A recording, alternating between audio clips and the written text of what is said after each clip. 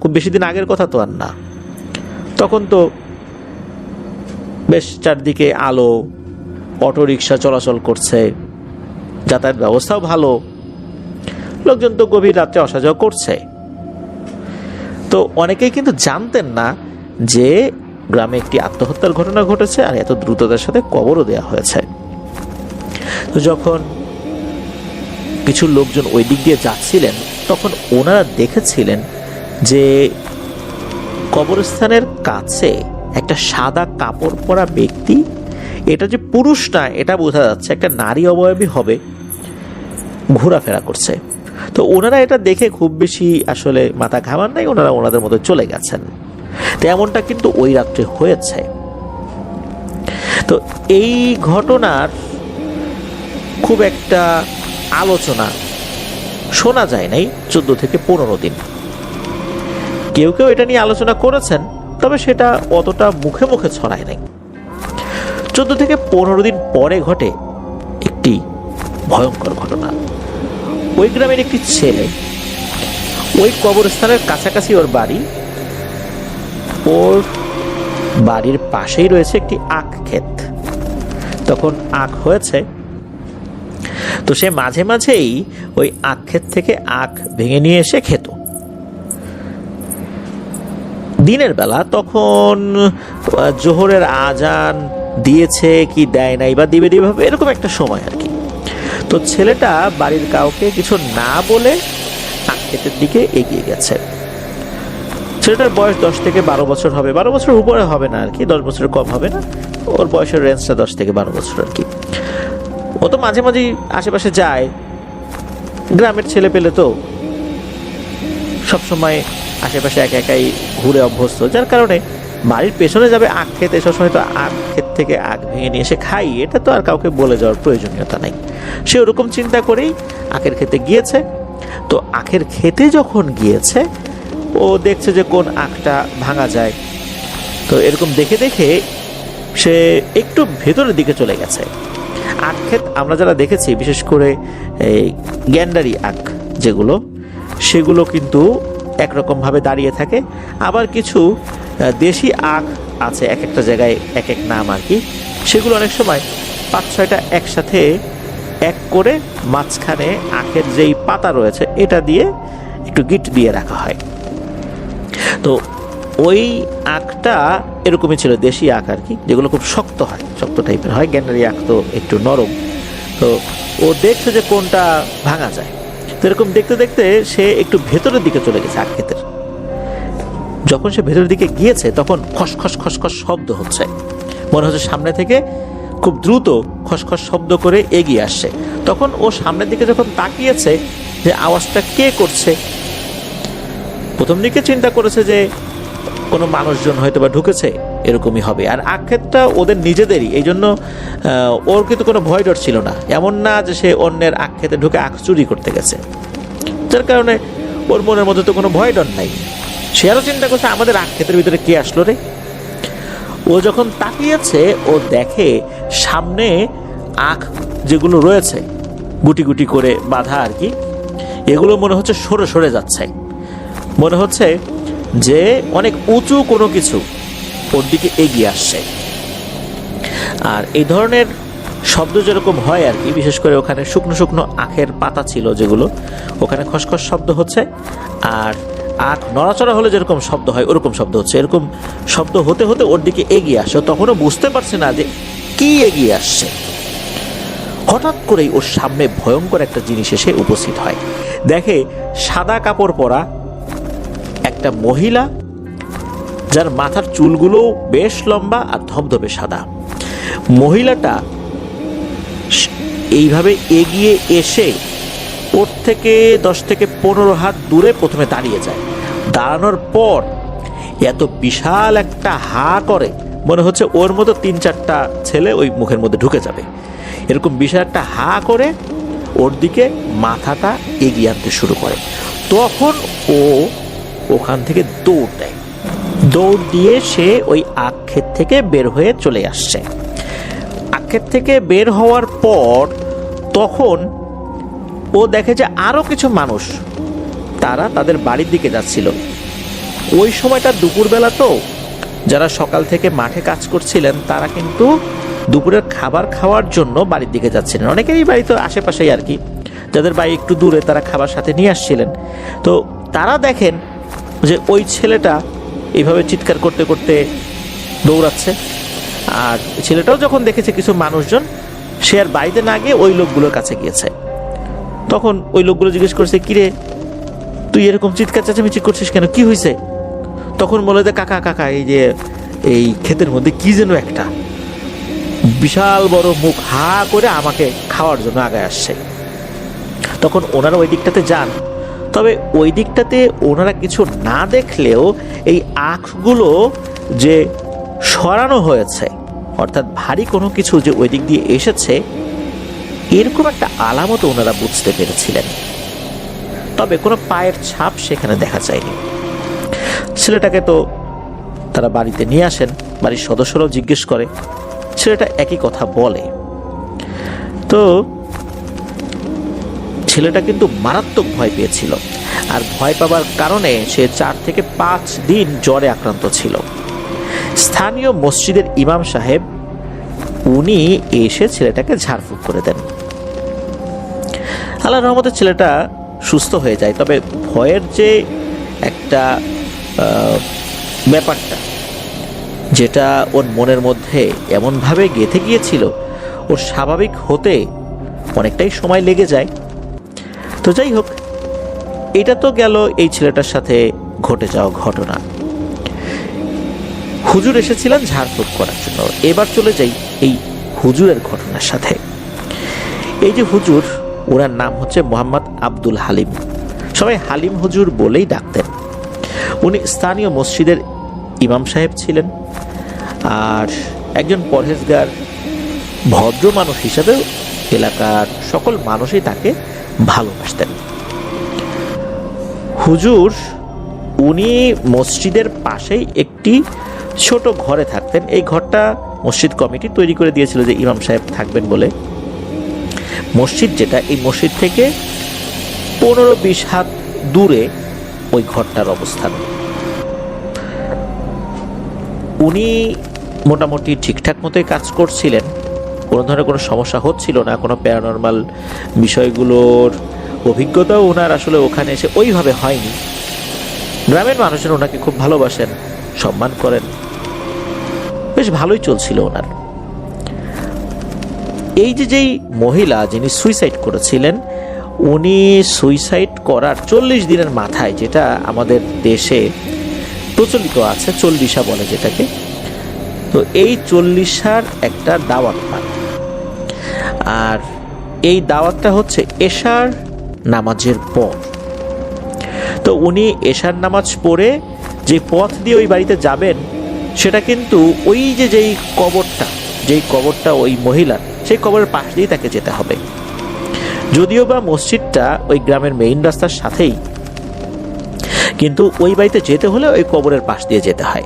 তো উনি এশার নামাজ পড়িয়ে ওই বাড়িতে গিয়েছেন, কোনো সমস্যা হয়নি। ওই বাড়িতে যাবার পর উনি সেখানে দোয়া অনুষ্ঠান পরিচালনা করেছেন। এরপর খাওয়া দাওয়া হয়েছে। খাওয়া দাওয়া করার পর উনি আবার ওই মসজিদের দিকে আসা শুরু করেছেন। এখন আসার পথ তো ওই যাবার সময় যে পথটা হয়েছিল সেটাই। উনি যখন ওই দিক দিয়ে আসছিলেন, ওই যে কবরস্থান যেটা, ওই কবরস্থানের ওই কবরটা যখন উনি ক্রস করছিলেন, তখন হঠাৎ করে পেছন থেকে কেউ একজন ডেকে ওঠে, হালিম, এই হালিম। উনি এই ডাক শুনে পেছন দিকে তাকান, তোর পেছনে উনি কাউকে দেখতে পান না। চিন্তা করলেন যে মনের ভুল টুল নাকি, হতেও পারে। উনি আবার পথ চলা শুরু করলেন। 5-6 কদম আগানোর পর আবার পেছন থেকে ডেকে ওঠে, হালিম, এই হালিম। তো হালিম হুজুর উনি পেছন দিকে তাকিয়েছেন। তাকানোর পর এবারও কাউকে দেখেন না। উনি চিন্তা করলেন যে মনে হয় কেউ দুষ্টুমি করছে। এই গ্রামে আবার ওনার বেশ ভালো বন্ধু বান্ধব হয়ে গিয়েছিল, খুব ভালো মানুষ ছিলেন, অনেকের সাথে ভালো সম্পর্ক ছিল। চিন্তা করেছেন যে কেউ আমার সাথে দুষ্টুমি করে কিনা, এই চিন্তা করে উনি আবার সামনের দিকে আগানো শুরু করেছেন। এবার আবারও তাকে ডাকছে, হালিম, এই হালিম। এবার উনি পেছন দিকে যখন ঘুরে তাকিয়েছেন, এইবার ওনার পিলে চমকে যায়। উনি দেখেন সাদা কাপড় পরা, তারপর সাদা চুল, বেশ লম্বা লম্বা সাদা চুল, এরকম একটা মহিলা। মহিলাটা যখন তার সামনে এসে দাঁড়িয়েছে, এরপর ওই হালিম হুজুর বুঝতে পারেন যে এটা হচ্ছে সেই জিনিসটা, যেই জিনিসটাকে ওই 10-12 বছর বয়সী বাচ্চাটা দেখেছিল দিনের বেলা আখ ক্ষেতের ভেতরে, আর সেই ছেলেটাকে উনি ঝাড়ফুঁক করে এসেছিলেন। এই জিনিসটা নিশ্চয়ই এইটা। ওই সময় ওই অবয়বটা আবার ওই হালিম হুজুরের দিকে তাকিয়ে বলে ওঠে, কিরে হালিম, তোকে আমি যেটা বলছিলাম সেটা তো শুনলি না। হালিম হুজুর এই কথা শোনার পর উনি চিন্তা করছেন যে এ আবার আমারে কি বললো, আমি আবার কি শুনলাম না। তখন হালিম হুজুর চিন্তা করেন যে এই জিনিসটার সাথে কথা বাড়িয়ে লাভ নেই, এখন দেব দৌড়। তখন ওই অবয়বটা আবার বলে ওঠে, হ্যাঁ রে হালিম, আমি যা বললাম তা তো শুনলি না। অবয়বটা এবার যখন কথাটা বলে ওঠে, মনে হলো এর মুখটা অনেক বড়। কথা বললে মুখটা এত বিশাল বড় হয়ে যায়, এত বড় হা হয়ে যায়, মনে হয় এর ভিতরে কয়েকটা মানুষ অনায়াসে ঢুকে যেতে পারে। যখন এইটা উনি দেখলেন, প্রথমবার কিন্তু এটা দেখেন নাই, দ্বিতীয়বার এটা উনি দেখেছেন। এইটা দেখার পর উনি ঘুরে দিলেন এক দৌড়। যখন উনি দৌড় দিয়েছেন, উনি চিন্তা করছেন যে বেঁচে গেছে, কারণ কাছাকাছি কয়েকটা বাড়ি আছে। কিন্তু না, উনি যখন দৌড় দিয়েছেন, হঠাৎ করে ওনার পায়ের গোড়ালিতে মনে হলো অনেক শক্ত একটা বড় হাত খপ করে ধরে ফেললো। যখনই খপ করে ধরে ফেলেছে, তখন তো উনি আর ব্যালেন্স রাখতে পারেন নাই নিজের শরীরের। দৌড়ানো অবস্থায় যদি হঠাৎ করে কেউ পা চেপে ধরে, তখন কি মানুষ ব্যালেন্স রাখতে পারে? পারে না।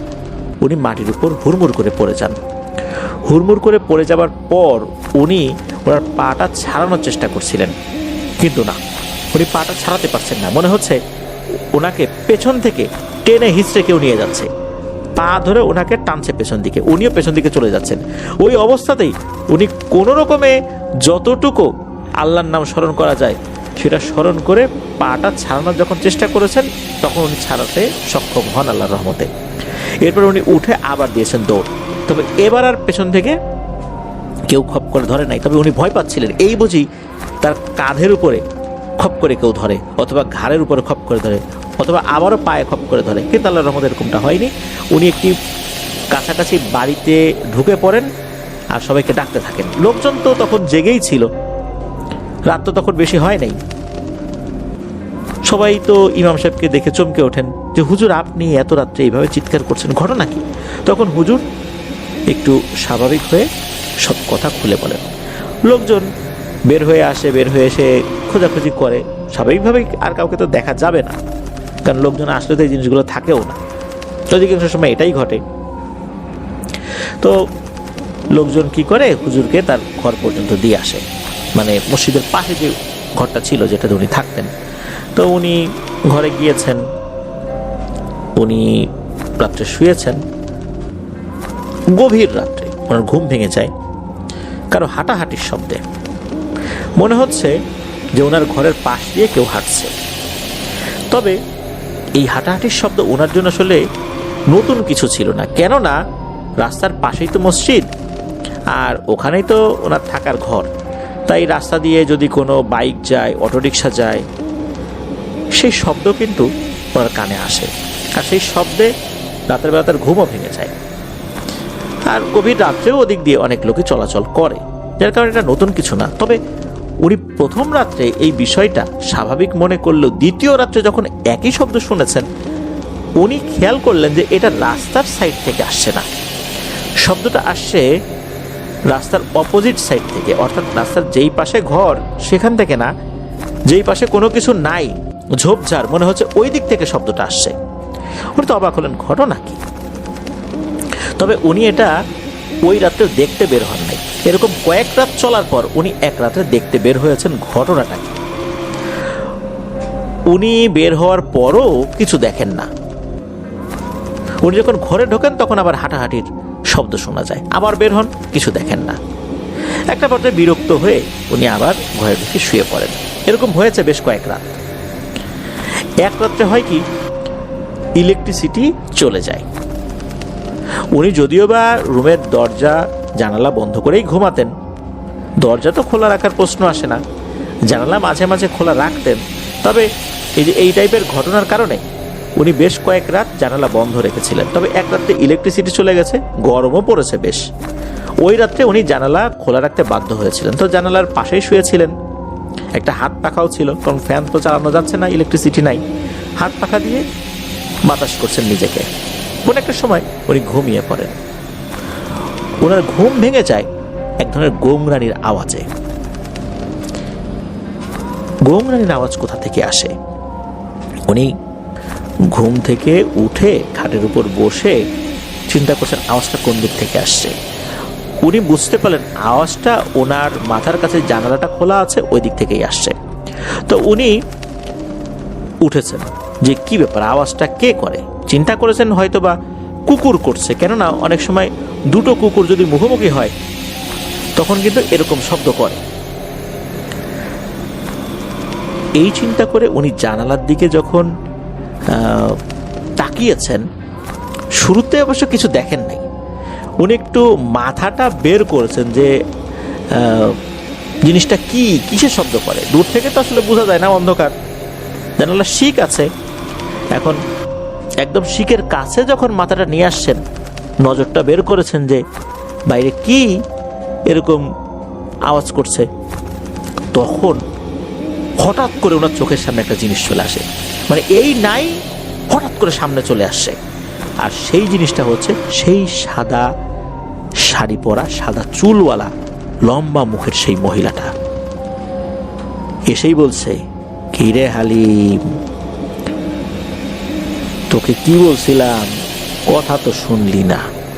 হঠাৎ করে চোখের সামনে যখন এরকম ভয়ঙ্কর জিনিসটা চলে আসছে, উনি ধর্মর করে বিছানা থেকে লাফিয়ে নিচে পড়ে যান। এরপর উনি দরজা খুলে উনি দৌড় দিবেন এরকম চিন্তা করেছেন। উনি যখন দরজা খুলে দৌড় দেবেন, উনি চিন্তা করলেন যে দরজা খুলে আমি যাবো, ওটার কথা, এই জিনিসটা তো বাইরেই দাঁড়ায় আছে। উনি চিন্তা করলেন যে জানালাটা বন্ধ করে দিই, এখন জানালার কাছে তো এই জিনিসটা, জানালা বন্ধ করবেন কিভাবে।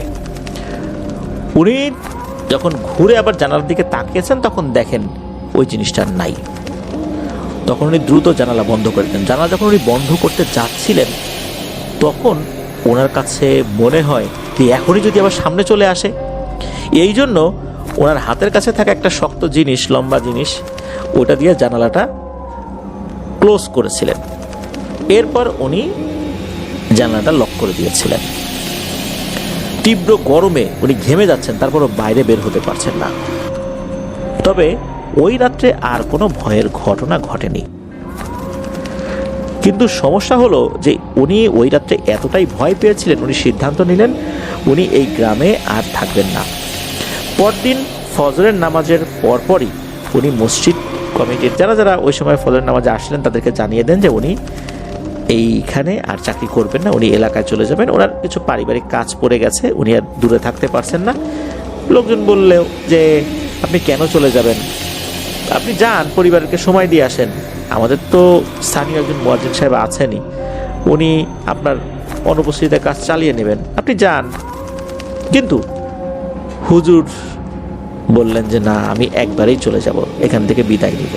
লোকজন তো তাকে ছাড়তে চায় না, তারপরও উনি পারিবারিক বিভিন্ন এক্সকিউজ দিয়ে ওই দিনই চাকরি ছেড়ে দিয়ে চলে এসেছিলেন। তবে যাবার আগে উনি স্থানীয় যিনি মুয়াজ্জিন সাহেব ছিলেন তার কাছে ওই রাত্রের ঘটনা বলেছিলেন।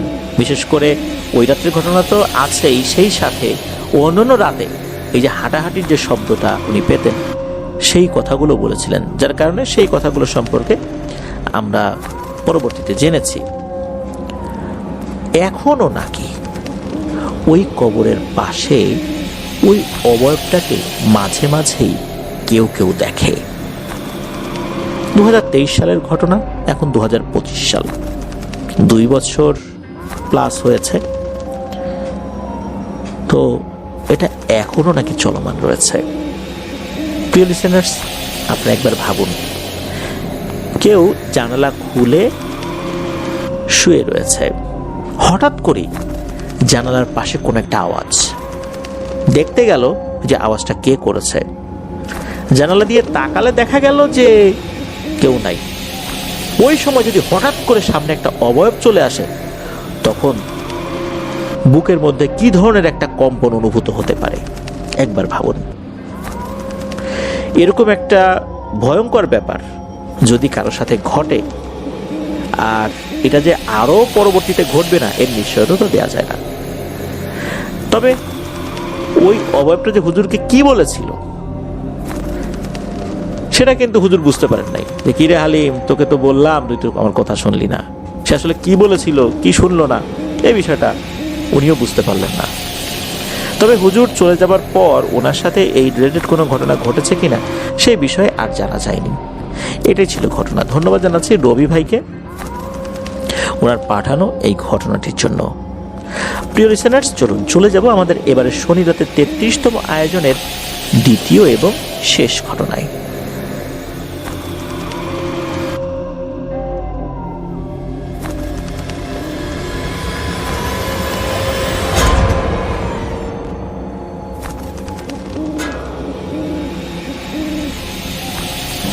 ভাটির দেশ বাংলাদেশ, নদীমাতৃক দেশ বাংলাদেশ।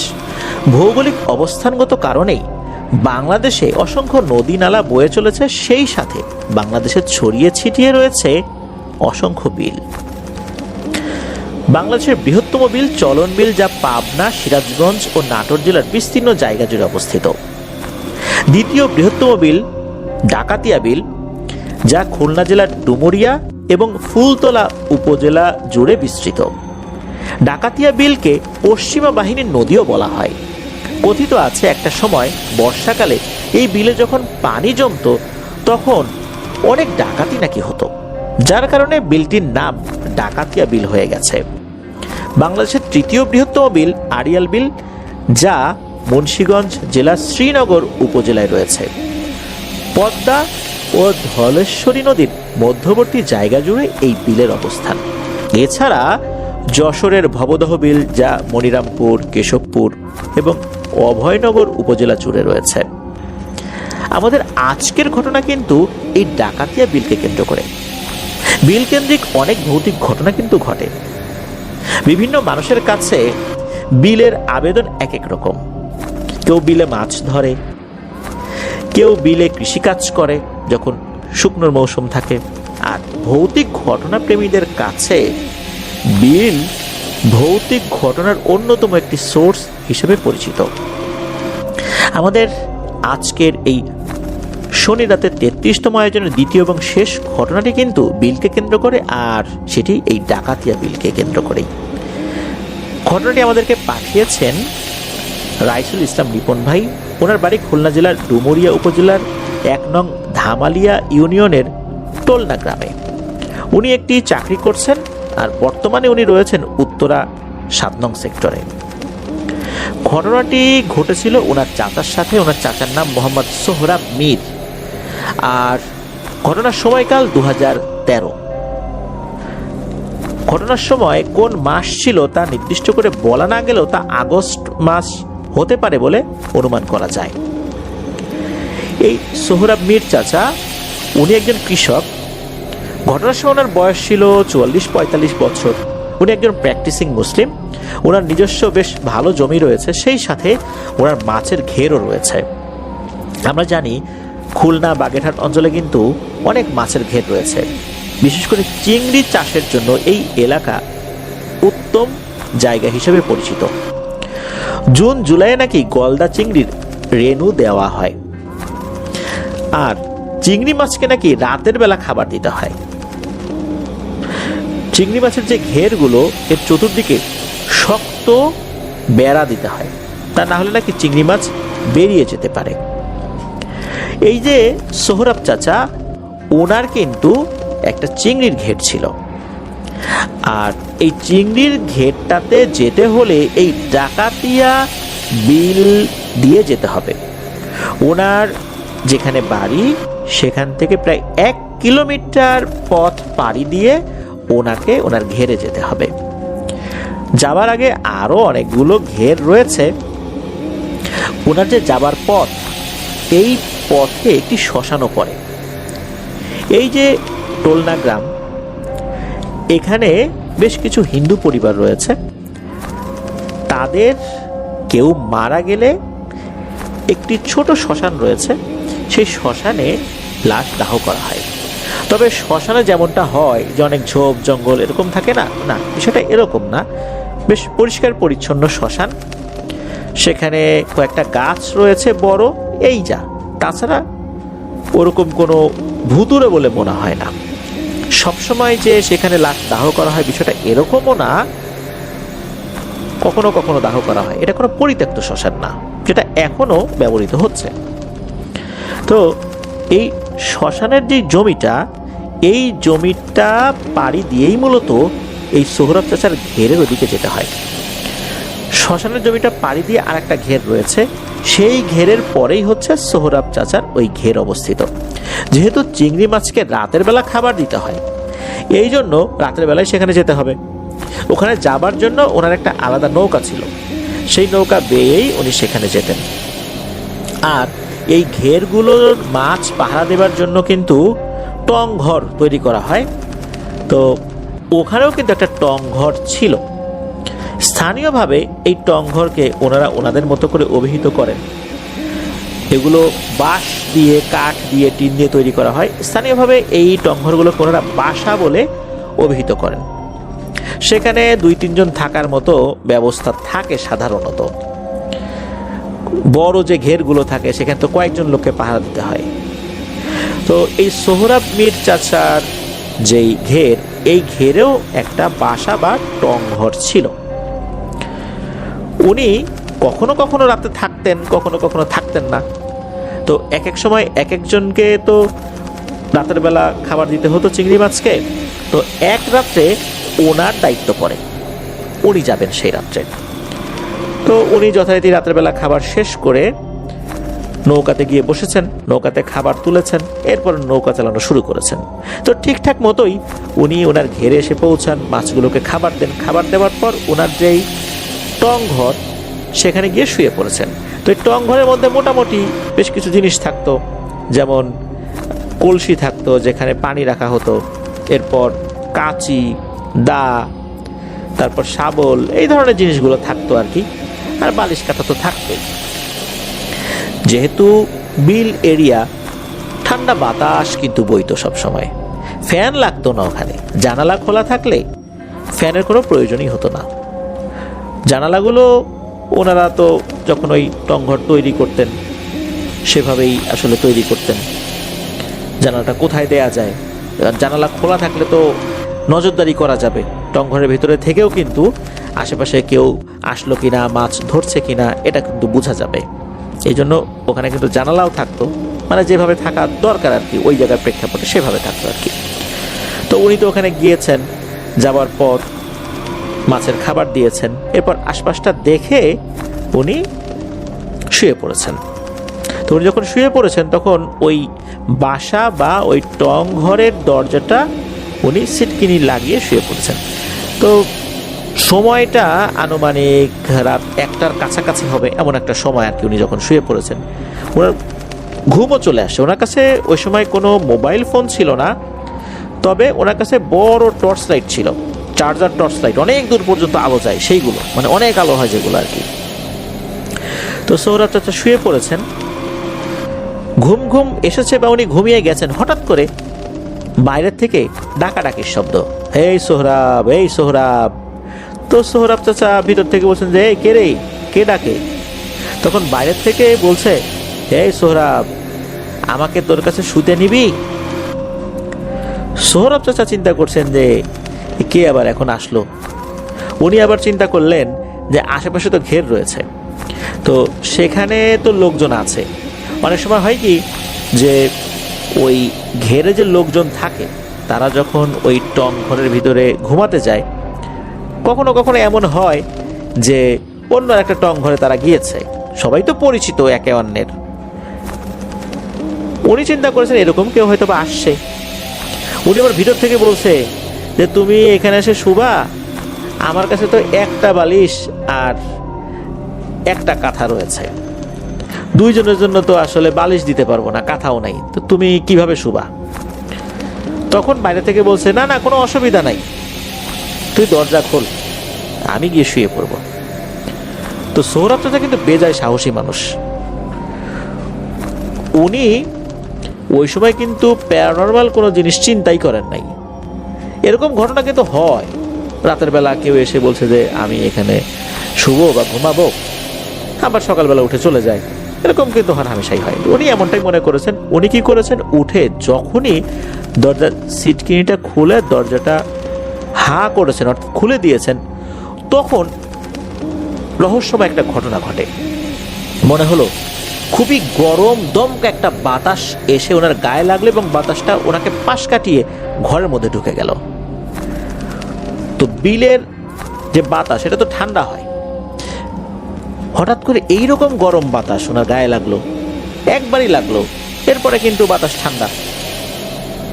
মানে উনি যখন দরজা খুলে কিছুটা বাইরে বের হয়েছেন, বাতাসটা ঠান্ডা। উনি মনে করছেন বাইরে কি এত গরম পড়লো নাকি।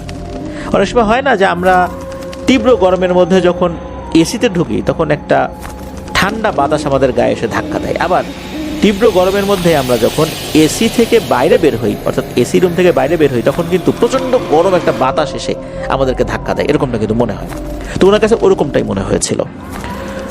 তো উনি বাইরে বের হয়ে কাউকে দেখেন না। উনি টর্চ লাইট নিয়ে কিন্তু বাইরে বের হয়েছেন, কাউকে দেখছেন না। এত অল্প সময়ের মধ্যে কেউ ওখান থেকে অনেক দূরে চলে যাবে এটা হতেই পারে না, কারণ বিস্তীর্ণ খোলা জায়গা, তো কেউ হেঁটে গেলেও বোঝা যাবে। আর ওই রাত্রে পরিপূর্ণভাবে চাঁদনি রাত না হলেও আকাশে চাঁদ ছিল, আলো ছিল মোটামুটি। সেই সাথে ওনার হাতে পাওয়ারফুল চার্জার টর্চ লাইট তো রয়েছেই, ওটা দিয়ে উনি আশেপাশে ধরছেন, কোথাও তো কোনো মানুষজনকে দেখতে পাচ্ছেন না। উনি চিন্তা করেন কি ব্যাপার, রাতের বেলা কে এসে মজা করলো আমার সাথে। উনি রাগ করে ঘরে ঢুকে দরজার সিটকেনিটা আসলে ওইভাবে লাগান নাই, উনি জাস্ট খালি একটু ক্লোজ করে দিয়েছেন। এরপর ওনার মাথার কাছে টর্চ লাইটটা রেখে উনি আবার ওনার শোবার জায়গাতে শুয়ে পড়েছেন। উনি ঘুমিয়েও গেছেন। বেশ কিছুক্ষণ পর উনি একটা ভয়ঙ্কর জিনিস অনুভব করেন। সেটা হচ্ছে যে ঘুমের ঘোরে উনি কি করেছেন, একটা হাত এক সাইডে চলে যায়, মানে ওনার পাশে চলে যায়। পাশে যখনই গিয়েছে উনি বুঝতে পারেন এইখানে কেউ একজন শুয়ে আছে। উনি চিন্তা করেন কি ব্যাপার, এখানে কে শুইল, এখানে তো কারো থাকার কথা না। উনি শোয়া অবস্থাতে কি করছেন, ওনার হাত দিয়ে হাত রাখছেন, মানে যিনি শুয়ে আছেন তার শরীরের উপর হাত দিচ্ছেন। দেখলেন যে হাত আছে, আবার ওনার পাটা একটু ওইদিকে দিয়ে দেখছেন যে এই লোকটার পা আছে কিনা। দেখা গেলো পা আছে, বোঝা যাচ্ছে যে পরনে একটা লুঙ্গির মতো কিছু একটা আছে। তো উনি যখন হাতের কনুয়ের কাছ থেকে হাতাচ্ছেন, হাতাতে হাতাতে যখন কাঁধ বরাবর এসেছেন, গলার কাছে এসেছেন, গলা থেকে যখন মাথার দিকে এসেছেন, তখনই উনি পান প্রচন্ড রকমের ভয়। কেননা গলার কাছে আসার পর তো মাথা থাকার কথা, গোলাকৃতির বা লম্বা আকৃতির যেরকমই হোক, মানুষের মাথা যেরকম হয়। উনি দেখেন গলার পরে আর কোনো মাথার অংশ নাই।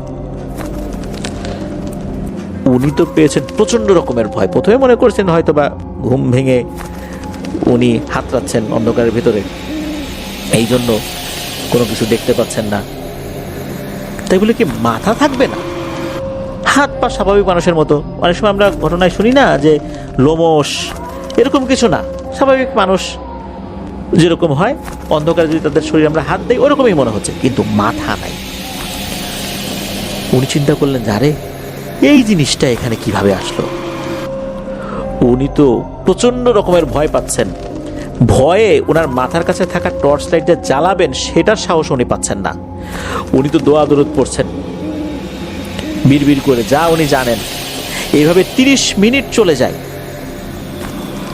এই 30 মিনিটের মধ্যে উনি মাঝে মাঝে আবার পা দিয়ে সাইডে একটু টাচ করে দেখছেন যে ওই অভাবটার পায়ের অংশে তার টাচ লাগে কিনা। উনি দেখলেন যে পায়ের অংশে তার টাচ লেগেছে, তার মানে হচ্ছে জিনিসটা এখনো যায়। উনি তো আরো ভয় পাচ্ছেন যে এত দোয়া দরুদ করছি, যায় না কেন, টর্চ লাইটও জ্বালানোর সাহস পাচ্ছেন না। এইভাবে প্রায় 30 মিনিট পার হয়ে যায়। উনি তখন একটা চিন্তা করেন যে এই জিনিসটা যাচ্ছে না রে, ভূতেরা নাকি লোহা দেখলে ভয় পায়। দেখি একটা কাজ করি তো। ওনার মাথার কাছেই একটা কাঁচি ছিল, কাঁচিটা ওই পাশে যে বেড়া ছিল ওই বেড়ার দিকে গোজা ছিল, এটা ওনার আইডিয়া ছিল যে কোন জায়গাটাতে আছে। উনি এক হাত সরিয়ে ওই কাঁচিটা ধরার চেষ্টা করছেন। উনি এটাও বুঝতে পারছিলেন যে নিশ্চয়ই এই জিনিসটা দেখছে যে আমি কাঁচিতে হাত দিচ্ছি, এখন যদি কিছু বলে ওঠে বা আমার গলা চেপে ধরে, আমার তো মরণ ছাড়া আর কোনো উপায় নেই। এরপরে উনি সাহস করে আস্তে আস্তে কাঁচিটা হাত দেন। কাঁচিটা হাতে নেওয়ার পর উনি কি করেছেন, ওই কাঁচিটা হাতে নিয়ে ওই যে অবয়বটা ওনার পাশে শুয়ে আছে এইটার উপরে কাঁচি দিয়ে টাচ করেছেন। যেই না টাচ করেছেন, হঠাৎ করে মনে হইল যে ওনার ওই টং ঘরের যে দরজা উনি সিটকানি লাগান নাই, ক্লোজ করে রেখেছেন, ধরাম করে ওই দরজাটা খুলে গেল আর একটা দমকা বাতাস ওই দিক দিয়ে বের হয়ে গেল। এরপর উনি টর্চ লাইটটা চালিয়েছেন। উনি দেখলেন যে না, ওনার রুমে কেউ নাই। উনি বুঝতে পারলেন যে জিনিসটা চলে গেছে। তাড়াতাড়ি উঠে উনি দরজাটা লাগিয়ে শুয়ে শুয়ে আল্লাহর নাম নেওয়া শুরু করেছেন। আর তো ওনার ঘুম আসে না, ঘুম আসে না। রাত তখন 3:30টার বেশি বাজে আনুমানিক। তখন বাইরের থেকে ওনাকে কেউ ডাকছে, এ সোহরাব, এই সোহরাব, আমাকে তো শুইতে দিলি না রে, আমাকে তো শুইতে দিলি না, বললাম যে আমার একটু ঘুমাইতে দে। এই কথা শোনার পর সোহরাব চাচার হয়ে গেছে রাগ। উনি তো এমনি সাহসী মানুষ ছিলেন, ওই রাত্রে ওইভাবে উনি ভয় পেয়েছেন, এখন আবার বাইরে থেকে ডাকছে। উনি কি করেছেন, হাতে কাঁচিটা নিয়ে, টর্চ লাইটটা নিয়ে দরজা খুলে বাইরে বের হয়েছেন। বাইরে বের হওয়ার পর দেখেন কেউ নাই, শুনশান নীরবতা চতুর্দিকে। তবে অন্যান্য ঘের যেগুলো রয়েছে সেখানে টংঘর রয়েছে, সে তার ভিতরে মানুষ আছে। তবে একটা ঘের কিন্তু বড় এরিয়া নিয়ে হয়, যার কারণে প্রচন্ড জোরে যদি কেউ চিৎকার দেয় তাহলে হয়তো ওই ঘেরের ভিতরে থাকা সেই শব্দ কেউ শুনবে। তো উনি আর ডাকাডাকি করেন নাই। তো উনি যখন টর্চ লাইট মারছিলেন, মারতে মারতে অনেক দূরে ওই যে শ্মশানটা রয়েছে, শ্মশানটা যে অনেক দূরে এটাও বলা যাবে না, যেহেতু ঘেরগুলো বড় বড় হয় সেই অর্থে অনেক দূরে। তবে শ্মশানের ওই জায়গাটা স্পষ্টভাবে দেখা যায়। একটা ঘেরের পরেই তো ওনার ঘের, আর ওনার ঘের থেকে একটা ঘের পরে হচ্ছে শ্মশান। তার মানে শ্মশান এবং ওনার ঘেরের মাঝখানে একটা ঘের রয়েছে। উনি দেখেন ওই চাঁদের আলোতেই দেখা যাচ্ছে, চাঁদের আলো যতটুকু ছিল তাতে স্পষ্টভাবে দেখা যাচ্ছে। আর মনে হচ্ছে ওই জিনিসটার উপরে কেউ আবার আলো ফেলে রেখেছে, যার কারণে আরো স্পষ্টভাবে দেখা যাচ্ছে। ওই জিনিসটা ওই শ্মশানে একটা গাছের উপরে বসে আছে, পা দুলাচ্ছে। আর ওই জিনিসটার আকার আকৃতি কিন্তু স্বাভাবিক মানুষের হাতে নাই, অনেক বিশাল দেহি একটা অবয়ব। তবে এটার যে মাথা নাই এটা বোঝা যাচ্ছে। ওই অবয়বটা কথা বলছে, এ সোহরাব, আমাকে তো তোর সাথে শুইতে দিলি না রে, আমারে তারাই দিলি, কাজটা কি ভালো হইলো? আমি তোর কি করছিলাম, কোনো ক্ষতি করছি? একটু ঘুমাইতামই না তোর পাশে। তো এইটা যখন উনি দেখেছেন, উনি দ্রুত ঘরে চলে আসছেন। ঘরে আসার পর আবার দরজা বন্ধ করে দিয়ে উনি তো শুয়ে পড়ছেন। ঘুম তো এমনিতেই আসছিল না, তারপর আবার বারবার এই ঘটনা। এরপর যে আসলে কি হয়েছে উনি বলতে পারেন না। এদিক ফজরের নামাজের পর পরে উনি তো বাড়িতে চলে যান। সকাল 9টা পার হয়ে 10টা বেজে যায়, উনি বাড়িতে আসেন না। তখন বাড়ির লোকজন খোঁজ খবর নেয়ার জন্য যখন ওই বাসা বা ওই টং ঘরের কাছে এসেছেন, তখন দেখে এটা ভিতর থেকে বন্ধ, ডাকাডাকি করা হচ্ছে, কোনো সারা শব্দ নাই। এরপর দরজা ভেঙে ভিতরে ঢোকা হয়েছে, দেখা গেল যে উনি অজ্ঞান হয়ে গেছেন। তখন ওখান থেকে তাকে ধরাধরি করে যখন নিয়ে আসা হয়, ওনার যখন জ্ঞান ফেরে উনি তখন দেখেন উনি ওনার নিজের ঘরে আছেন। তো কি হয়েছে এটা যখন সবাই জানতে চেয়েছে, তখন উনি সব বিষয় খুলে বলেছেন যে ওনার সাথে তো এই ঘটনা ঘটেছে। তো এই ঘটনা তো ঘটেছে, এটা যখন জানাজানি হয়ে গেছে, কাছাকাছি একটা মসজিদের ইমাম সাহেব উনি এসেছিলেন, ওনাকে ঝাড়ফুঁক করে দেন। যখন উনি শুনলেন তখন উনি বললেন যে এই ঘটনা, ওই শ্মশানে একটা জিন আছে যেটার মাথা নাই। তবে জিনটা কখনো কাউকে মেরে ফেলেছে বা বড় ধরনের ক্ষতি করেছে এমন নজির নাই। জিনটা ওই রকম খারাপ না, তবে ওই গাছেই থাকে। তুমি যেহেতু আসা যাওয়া করো, মনে হয় তোমাকে ভয় দেখানোর জন্য এসেছিল। তবে এখন পর্যন্ত সে কাউকে মেরে ফেলেছে এমন রেকর্ড নাই, আর কাউকে মারাত্মকভাবে ভয় দেখিয়েছে এমন রেকর্ডও নাই। তবে যেহেতু তোমার এত কাছাকাছি চলে এসেছে, তুমি আবার কাঁচি দিয়ে তার শরীরকে টাচ করেছো, যার কারণে তোমার আপাতত রাতের বেলা ওইদিকে যাওয়ার দরকার নেই। অন্য লোক যাবে, আর যা করবার দিনের বেলা করে এসো। তো এরপর কিন্তু সোহরাব চাচা উনি রাতের বেলা আর ওখানে থাকেন নাই, অন্য লোক থেকেছে, তাদের সাথে ওরকম কোনো ঘটনা ঘটেনি। সোহরাব চাচা এখনও জীবিত আছেন, সুস্থ আছেন। তো ঘটনা যখন ঘটে তখন ওনার বয়স 44-45 বছর ছিল, সে 2013 সালে। এখন ওনার বয়স তো আরও বেড়েছে। তো আল্লাহ তাআলা তাকে আরও সুস্থ রাখুন, ভালো রাখুন, আমরা এই দোয়া করি। প্রিয় লিসেনার্স, আপনারা একবার ভাবুন তো, রাতের বেলা আমরা শুয়ে আছি, শুয়ে থাকার পর হঠাৎ করে আমাদের হাত গেল এমন একটা জায়গায় যেখানে কেউ ছিল না, অর্থাৎ আমরা একা একাই শুয়েছিলাম। ঘুমের ঘরে এমন একটা জায়গায় হাত গেল, মনে হচ্ছে পাশে কেউ শুয়ে আছে। আর হাতটাতে যখন আমরা বুঝতে পারলাম যে যে শুয়ে আছে তার মাথা নাই, কেমন ভয়টা লাগবে। তখন কি আমরা শুয়ে থাকতে পারবো? ওখানেই তো হার্ট অ্যাটাক করে মরে যাওয়ার মতো অবস্থা হবে। হয়তো আমরা কেউ কেউ তখন মরেও যেতে পারি ভয়ে। ইন্ডিয়া যাওয়ার পরে আপনার চেন্নাইয়ের একটি ঘটনা শেয়ার করবো আজকে। তো বালাশ্রী সানিয়াল নামে একজন মহিলার ঘটনা আর কি। তো এটা আজ থেকে অনেক আগের ঘটনা, 25 বছর আগের ঘটনা। তো উনি ওনার হাজবেন্ড সহ গভর্নমেন্ট জবের কারণে চেন্নাইয়ের একটি জায়গা যেটার নাম হচ্ছে সিরুভাল্লুর, সেখানে শিফট করে। তো যে বাসাটায় ওঠে, আমি সবাইকে একটু ফিল করার জন্য বলছি, যে বাসাটায় যে ওঠেন তারা, সেটি 3 তলা একটি বাড়ি, এবং এই বাড়ি থেকে বেশি হলে 300 গজ সামনে একটি রেল লাইন। আচ্ছা, তো রেল লাইনের সাউন্ড খুবই তাদেরকে এফেক্ট করতো। তো প্রথম তারা মানে বিভিন্ন ধরনের সাউন্ড থেকে রেল লাইনের সাউন্ডটা বেশি আপনার পরিলক্ষিত হতো আর কি। তো উনি হঠাৎ করেই তাদের সাথে মানে ঝামেলাগুলো শুরু হতে থাকে। তো শুরুতেই যেটা বলছি যে ওনার যখন ওই বাসায় শিফট করে, তার বছর খানেকের মাথায় তার মানে শিশু সন্তান হয়, একটি বাচ্চা হয় আর কি। তো বাচ্চার বয়স যখন 4 মাস, তখন থেকেই ঘটনা আপনার শুরু হয়। তখন তিনি তার জব ছেড়ে দেন আর কি, বালাশ্রী সানিয়াল তার জবটা ছেড়ে দেন। তো ওই বাসার নিচতলায় এবং দোতলায় নর্মালি বাড়িওয়ালা এবং বাড়িওয়ালার ফ্যামিলি থাকতেন আর কি। তো আশেপাশে তেমন ঘর বাড়ি না থাকায় ওই বাসাটা আপনার অলমোস্ট বলতে গেলে খোলামেলা জায়গার মধ্যে আর কি। তো যেদিন ঘটনাটি হয় আর কি, উনি বাসার কাজ করছিলেন। তো খুব মানে নর্মাল ডে। তো বিকাল বেলার পর আর কি, সন্ধ্যা যখন ঘনিয়ে আসবে তখন রান্নাঘর থেকে তিনি কাজ করে তার রুমে আসার পরে দেখতে পেলেন যে তার শিশু বাচ্চাটি খাটে দাঁড়িয়ে আছে। 4 মাসের একটি বাচ্চা। সে ওই বাচ্চাটি ঠিক মতো বসতে পারতো না, অথচ সে দাঁড়িয়ে আছে। এটা দেখে সে দৌড়ে বাচ্চাকে কোলে নেয় এবং দেখে বাচ্চাটি হাসছে, তার নিজের বাচ্চা হাসছে।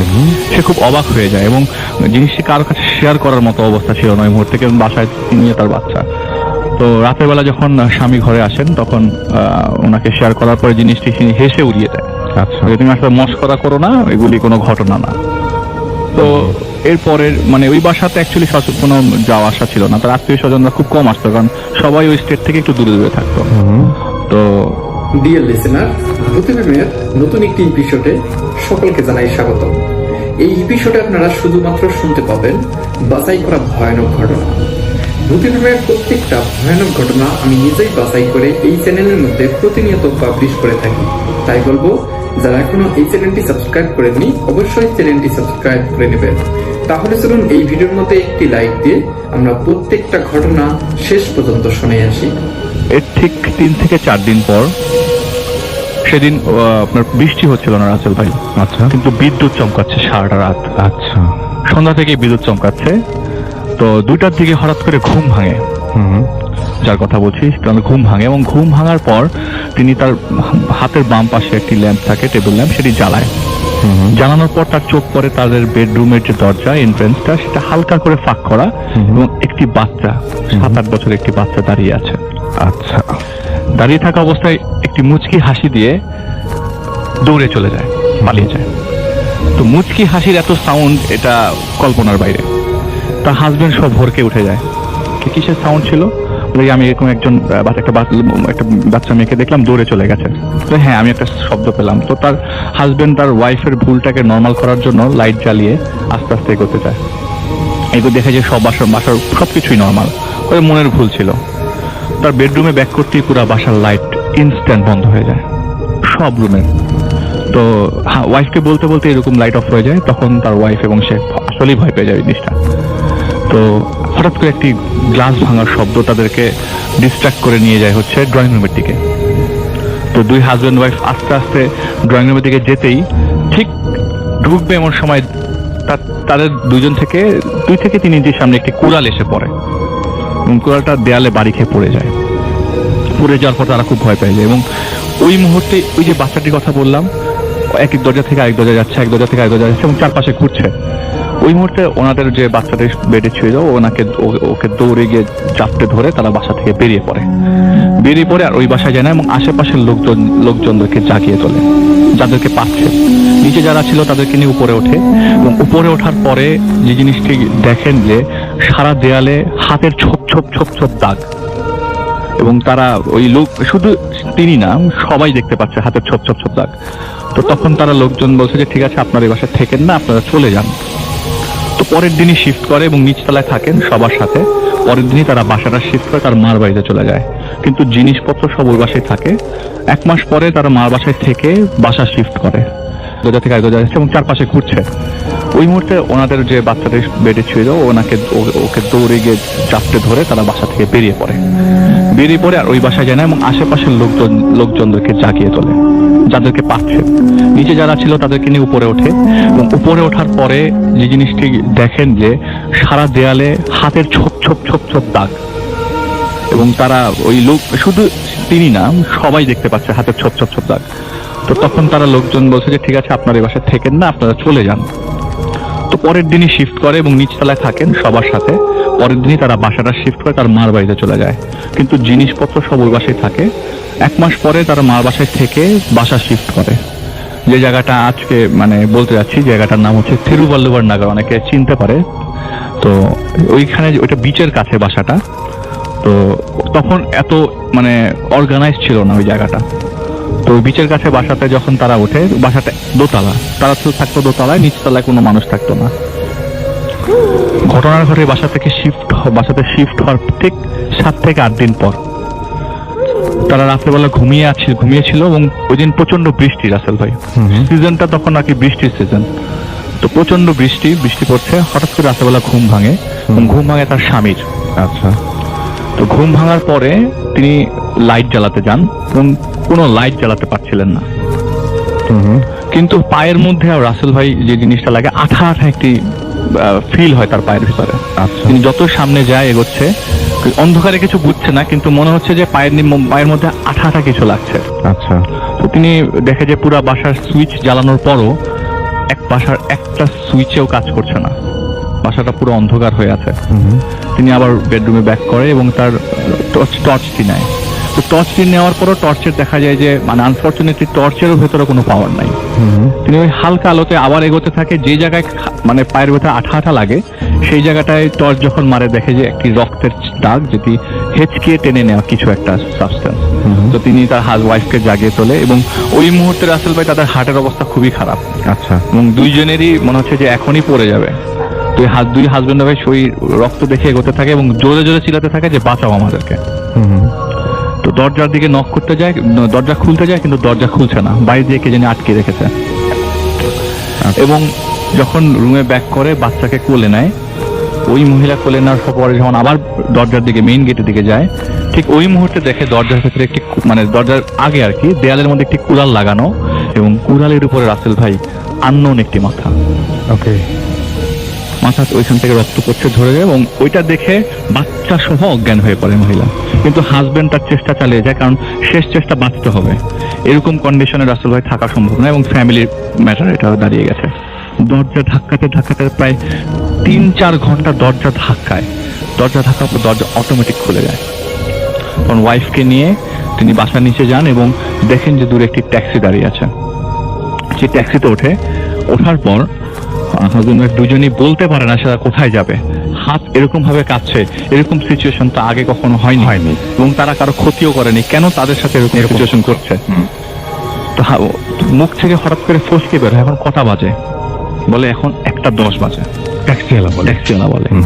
তো 3 ঘন্টা 4 ঘন্টা এই যে দরজা ভাঙার যে চেষ্টা, তাহলে একটা কখন করলাম আমি? মাত্র 1:10 বাজে। এটা বলার পরে যা হোক যখন মোটামুটি নর্মাল আসে ট্যাক্সিওয়ালাকে দেখে বলে তার ডেস্টিনেশনে পৌঁছে দেওয়ার জন্য, এবং তিনি তার মার বাসায় শিফট হয়।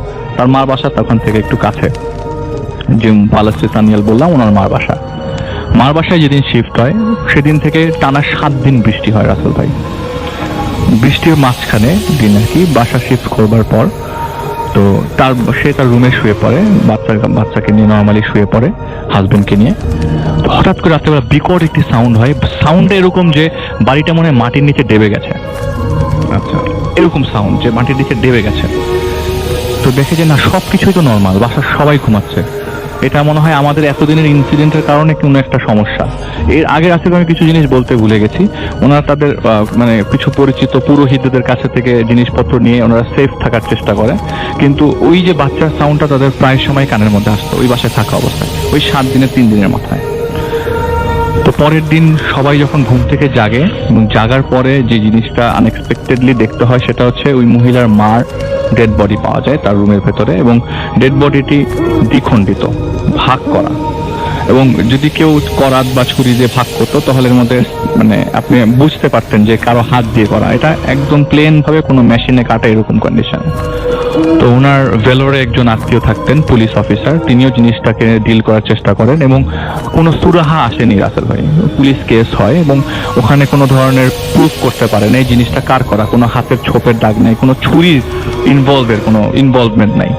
তো যাই হোক, জিনিসটা ওনাদের শোকের মানে মাতমটি থাকা অবস্থায় যে জিনিসটি আরেকটি ঘটে, যে ওনারা ওই বাড়িতে প্রথম বাসায় থাকার আগেই 3-4 বছর আগেই ওনারা ইউএসএ তে অ্যাপ্লাই করে রাখে। তো ফুল ফ্যামিলির যখন ভিসা হয়ে যায় ঠিক সেদিনের ঘটনা। ভিসার খবর নিয়ে বাসায় যখন স্বামী রাতের বেলা ব্যাক করবার পর মানে হাজবেন্ড ওয়াইফ নর্মালি রাতের বেলা ঘুমিয়ে পড়ে, এবং ঘুমটা ভাঙে একটি শব্দে, যে মা মা বলে ডাকছে একটি বাচ্চা, এবং ঘুম ভাঙে মহিলার। পায়ের কাছে বাচ্চা ডাকতেছে এবং পাতি ধরে টানতেছে, তার নিজের বাচ্চা, এই মা এই মা। তো সে যখন বাচ্চার দিকে তাকানো অবস্থা দেখে যে তার বাচ্চা আস্তে আস্তে নিস্তেজ হয়ে পড়ছে এবং তার পায়ের মধ্যে, এবং বাচ্চার গলা থেকে ফিনকি দিয়ে রক্ত বেরোচ্ছে, ফিনকি দিয়ে। ওইটা দেখার পর বাচ্চাকে জড়িয়ে ধরে হসপিটাল নিতেই রাস্তায় তার বাচ্চাটির মৃত্যু হয় আর কি। এরপরে রাসেল ভাই ওনাদের তো আর যাওয়ার মতো সিচুয়েশন থাকে না, কিন্তু এই সিচুয়েশনটা ফেস করবার পর তাদের আর এই দেশে থাকার কোনো মন টেকে না আর কি। তারা ইউএসএ তে ফ্লাই করে ফেলে। শিফট করবার পরে রাসেল ভাই এরপরে যা স্বাভাবিক জীবনযাপনই চলতে থাকে। যে জিনিসটা বলতে যাচ্ছি, যেটা ঘটেছে সেটা তো কোনোদিন ভুলতে পারবে না, এবং এটা কখনো ব্যাক করবে না। কিন্তু যে জিনিসটা ঘটার কারণ হচ্ছে এটি তার আত্মীয় স্বজনরাই ট্রিক করে জিনিসগুলো ঘটায়, এবং কিভাবে ঘটায় তারা জানতে চায় না। প্রথম বাচ্চার 8 মাসের স্মৃতি তো তাদের কখনো তারা ভুলবে না। জিনিসটি ঘটে 1981 সালের ডিসেম্বর মাসের 12 তারিখে। ওকে, এবং আমরা পরবর্তী ঘটনায় যাচ্ছি। আমাদের সঙ্গে আরো একজন অতিথি আছেন যিনি আমাদের এখানে জয়েন করেছেন, এবং আপনার নামটা প্লিজ একটু বলবেন। আপনি সেন্ট্রাল রোড থেকে এসেছেন, রাইট? আসসালামু আলাইকুম, ধন্যবাদ রাসেল ভাই। আমি তানভীর আহমেদ বলছি, এসেছি সেন্ট্রাল রোড থেকে। জি, আমরা ঘটনায় যাই। ঘটনাটি আমার এক বড় ভাই আমার সাথে শেয়ার করে। ওনার নাম এবং স্থান প্রকাশ না আমরা করা। প্রথমে কিন্তু লাশের ঘটনাটা শুনবো আগে। জি, ওটাই বলছি। হ্যাঁ, ওটাই, হ্যাঁ হ্যাঁ। যেটা আপনি নিজেও একটা সংগঠনের সাথে জড়িত somehow। জি। হ্যাঁ হ্যাঁ, শুনি আমরা। তো ওনার নাম এবং স্থান প্রকাশ না করার শর্তে উনি আমাকে ঘটনাটি শেয়ার করার অনুমতি দিয়েছেন। তো আমি ওনার মতো করে ঘটনাটা বলছি। আপনারা জানেন যে আঞ্জুমানে মফিদুল ইসলাম বেওয়ারিশ লাশ দাফনের কার্যক্রম পরিচালনা করে থাকেন, কিন্তু তাদের এই কার্যক্রম সারা দেশব্যাপী বিস্তৃত নয়। তো আমরা যে শহরে থাকি সেখানে অন্য একটি সংগঠন এই কার্যক্রমটি পরিচালনা করে থাকে। তো আমি সেই সংগঠনের একজন স্বেচ্ছাসেবক হিসেবে কাজ করি। আমরা যখন বেওয়ারিশ লাশ দাফন করি অনেক সময় লাশ ডিকম্পোস্ট বা বিকৃত হয়ে থাকে। তো সেই জন্য আমরা কম দামি খুব কড়া আতর ব্যবহার করি লাশের গায়ে এবং আমাদের রুমালে। আমি এখন মূল ঘটনায় আসছি রাসেল ভাই।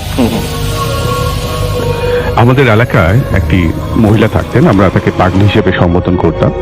উনি কোথা থেকে এসেছেন, তার আত্মীয় পরিস্বজন কে, তা আমরা কখনো জানতে পারিনি, এবং সে খুব কম কথা বলতো, একাই থাকতেন এবং কারোর সাথে খুব একটা মেলামেশা করতেন না। আমরা ভাবতাম যে উনি একটু আধ্যাত্মিক টাইপের, তাই আমরাও খুব একটা ঘাটাতাম না। তো একদিন সকালবেলায় খবর পেলাম যে উনি মারা গিয়েছেন। জি। তো যেহেতু ওনার কোনো আত্মীয় স্বজন নেই, প্রশাসন এবং স্থানীয় যারা অভিভাবক আছেন মুরব্বীরা, ওনারা আমাদেরকে অনুরোধ করলেন লাশটি দাফনের ব্যবস্থা গ্রহণ করার জন্য। তো আমরা সেই উদ্যোগটা নেই এবং আমাদের যারা মহিলা কর্মী আছেন তারা ওনাকে গোসল করিয়ে আমাদের হাতে হস্তান্তর করেন এবং আমরা খাটিয়ে নিয়ে মসজিদে যাই জানাজা নামাজের জন্য। তখন ঠিক 10টা কি 10:30 বাজে। তো এই সময় সাধারণত মসজিদে মুসল্লি থাকে না, আর জানাজা নামাজ সাধারণত কোনো ফরজ নামাজের পরে হয়। তো 1:30 পর্যন্ত ওয়েট করাও আমাদের পক্ষে তখন সম্ভব ছিল না। তো আমরা ভাবলাম যে 8-10 জন যারা আছি, লাস্টে আমরা মসজিদের সামনে একটি ছোট মাঠ ছিল, সেই মাঠে রেখে ইমাম সাহেবকে ডেকে নিয়ে আসি এবং ইমাম সাহেবকে অনুরোধ করি জানাজা পড়ানোর জন্য। তো ইমাম সাহেব রাজি হন এবং আমরা দাঁড়িয়ে পড়ি। এই সময় খেয়াল করলাম যে আমরা যখন জানাজার নামাজের জন্য দাঁড়িয়েছি এবং পুরো মাঠটা মুসল্লিতে ভরে গেছে, খুব নিঃশব্দে মুসল্লিরা এসেছেন এবং তারাও কাতারে দাঁড়িয়ে পড়েছেন এবং যথারীতি জানাজার নামাজ হয় এবং নামাজের পরে দেখলাম যে একে সবাই চলে গেল। আমরা যারা 8-10 জন ছিলাম তারাই আছে এবং কেউ নেই, খুব নিঃশব্দে খুব দ্রুত তারা চলে গেল। তো যেহেতু কাজটা শেষ করতে হবে, আমরা খাটিয়ে নিয়ে গোরস্থানে যাই, কবর আগে প্রস্তুত করা ছিল। আমি এবং আমার এক ছোট ভাই আমরা কবরে নামি, আমি মাথার দিকে এবং ভাইটি পায়ের দিকে। খাটিয়া থেকে আমরা লাশটি নামাই, কবরের মাটিতে আমরা শুয়ে দিই। আমি যখন মাথার কাছে বাঁধনটি খুলি তখন খুব মিষ্টি হালকা একটি সুঘ্রাণ আমি পাই। পুরো কবর জুড়ে সেই গন্ধটি ছড়িয়ে পড়ে এবং খুব ভালো লাগে একটা অনুভূতি আমার হয়। তো নিচে যে কাজগুলো আছে সেগুলো শেষ করে আমরা উপরে উঠি এবং মাটি দিয়ে বাসায় চলে আসি। রাতের বেলা যখন আমি শুয়েছিলাম, হঠাৎ করে আমি সারাদিন কি করেছি সেটা রিকল করার চেষ্টা করি। তো আমার দুটো পয়েন্ট হঠাৎ করে মাথার মধ্যে ক্লিক করে যে আচ্ছা, আমি যে আজকে কবরের ভেতরে যে সুঘ্রাণটা আমি পেলাম, সেই গন্ধটা আর আমরা যে কড়া আতর ব্যবহার করি দুটোর সাথে কোনো মিল নেই। এটা অনেক হালকা এবং খুব মিষ্টি ছিল। এবং যখন জানাজার নামাজ পড়ি তখন যে মুসল্লিরা এসেছিলেন, সেই মুসল্লিরা খুব নিঃশব্দে এসেছিলেন এবং খুব নিঃশব্দে তারা খুব দ্রুত চলে গিয়েছিলেন। আমি এই এলাকার স্থানীয়, আমি তাদের চেহারা রিকল করার চেষ্টা করলাম, কিন্তু আমি তাদের চেহারা আমি মনে করতে পারলাম না। তাহলে তারা কারা ছিল? এই দুটি প্রশ্নের উত্তর এখনো আমি জানি না। এরপরে অনেক বেয়ারিশ লাশ আমি দাফন করেছি, কিন্তু এই ধরনের কোনো ঘটনার সম্মুখীন আমি হইনি এবং এই দুটো প্রশ্নের উত্তরও আমি এখনো জানি না যে এই গন্ধটি কোথা থেকে, বা আতরের গন্ধ বা এই সুমিষ্ট গন্ধটি লাশের গায়ে থেকে বা কবরে কেন পেলাম, আর জানাজার নামাজের সময় তারা কারা ছিল।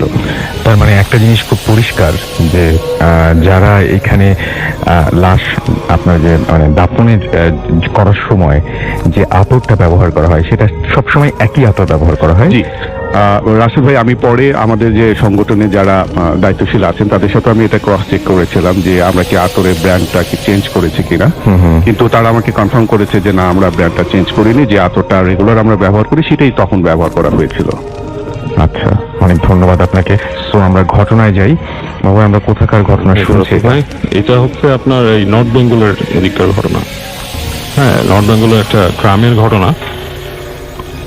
চলে যাবো কাহিনীতে। জি প্লিজ। আচ্ছা, তো এই কাহিনীটা হয় একটা গ্রাম, সেখানে ওই গ্রামে আপনার বিদ্যুৎ পৌঁছায়নি তখনও, আর এখনো নাকি খুব ওয়াইডলি ওই এলাকায় বিদ্যুৎ আসে নাই আর কি।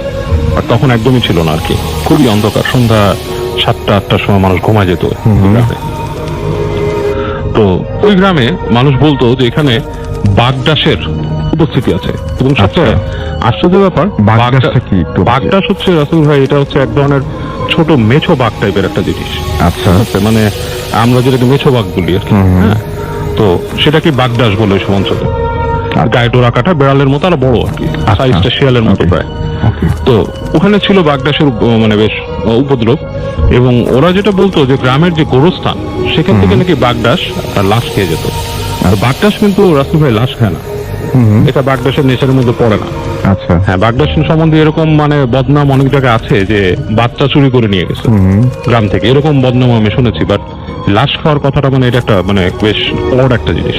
আচ্ছা, কিন্তু ওই গ্রামে এটা প্রচলিত ছিল যে বাগডাস নাকি কবর থেকে লাশ খায়। এমনকি অনেক দেখা যাচ্ছে একটা হিন্দু বাড়িতে, ওখানে হিন্দু প্রাধান্য ছিল অপর অঞ্চলটাতে। তো একটা হিন্দু বাড়িতে ধরেন আপনার একজন মারা গিয়েছে, রাত্রেবেলা ওরা লাশটাকে পাড়া দিয়ে রাখছে, দিনের বেলাটাকে দাহ করবে। দেখা গেছে যে ওইখানেও মানে একটা খুব অল্প সময়ের ব্যবধানে লাশটার বেশ কিছু অংশ কেউ খেয়ে চলে গেছে, এরকম একটা জিনিস প্রচলিত ছিল। তো ওরা মনে করতো এটা বাগডাসের উপদ্রব, এবং রাতের বেলা নাকি অনেক চলাফেরাও করতে দেখতো। এবং বাগডাস কখনো আপনার দলবদ্ধভাবে চলে না শিয়ালের মতো, তো ওরা নাকি একসাথে 2 বা 3টে বাগডাস একসাথে দেখেছে, এরকম কথা ওখানে প্রচলিত আছে। তো যাই হোক, তো ওই গ্রামের এক ফ্যামিলি, হিন্দু ফ্যামিলি, তো তাদের এক এরকম জ্যাঠা আর কি, বড় বয়স্ক আর কি, বয়োজ্যেষ্ঠ একজন, আচ্ছা, উনি মারা গিয়েছেন ওই বাসায়। তো রাতের বেলায় মারা গিয়েছেন, মানে আপনার তখন ওই গ্রামের সময় রাত 9টা 10টা এরকম। ওইটা নিশুতি রাত ওখানকার জন্য, কারণ ওখানে নাকি আপনার সন্ধ্যা 7টার দিকেই সবাই ঘুমিয়ে পড়তো খাওয়া দাওয়া করে। আর আজ থেকে ধরেন 30-40 বছর আগের কাহিনী, মানে অনেক পুরনো কাহিনী।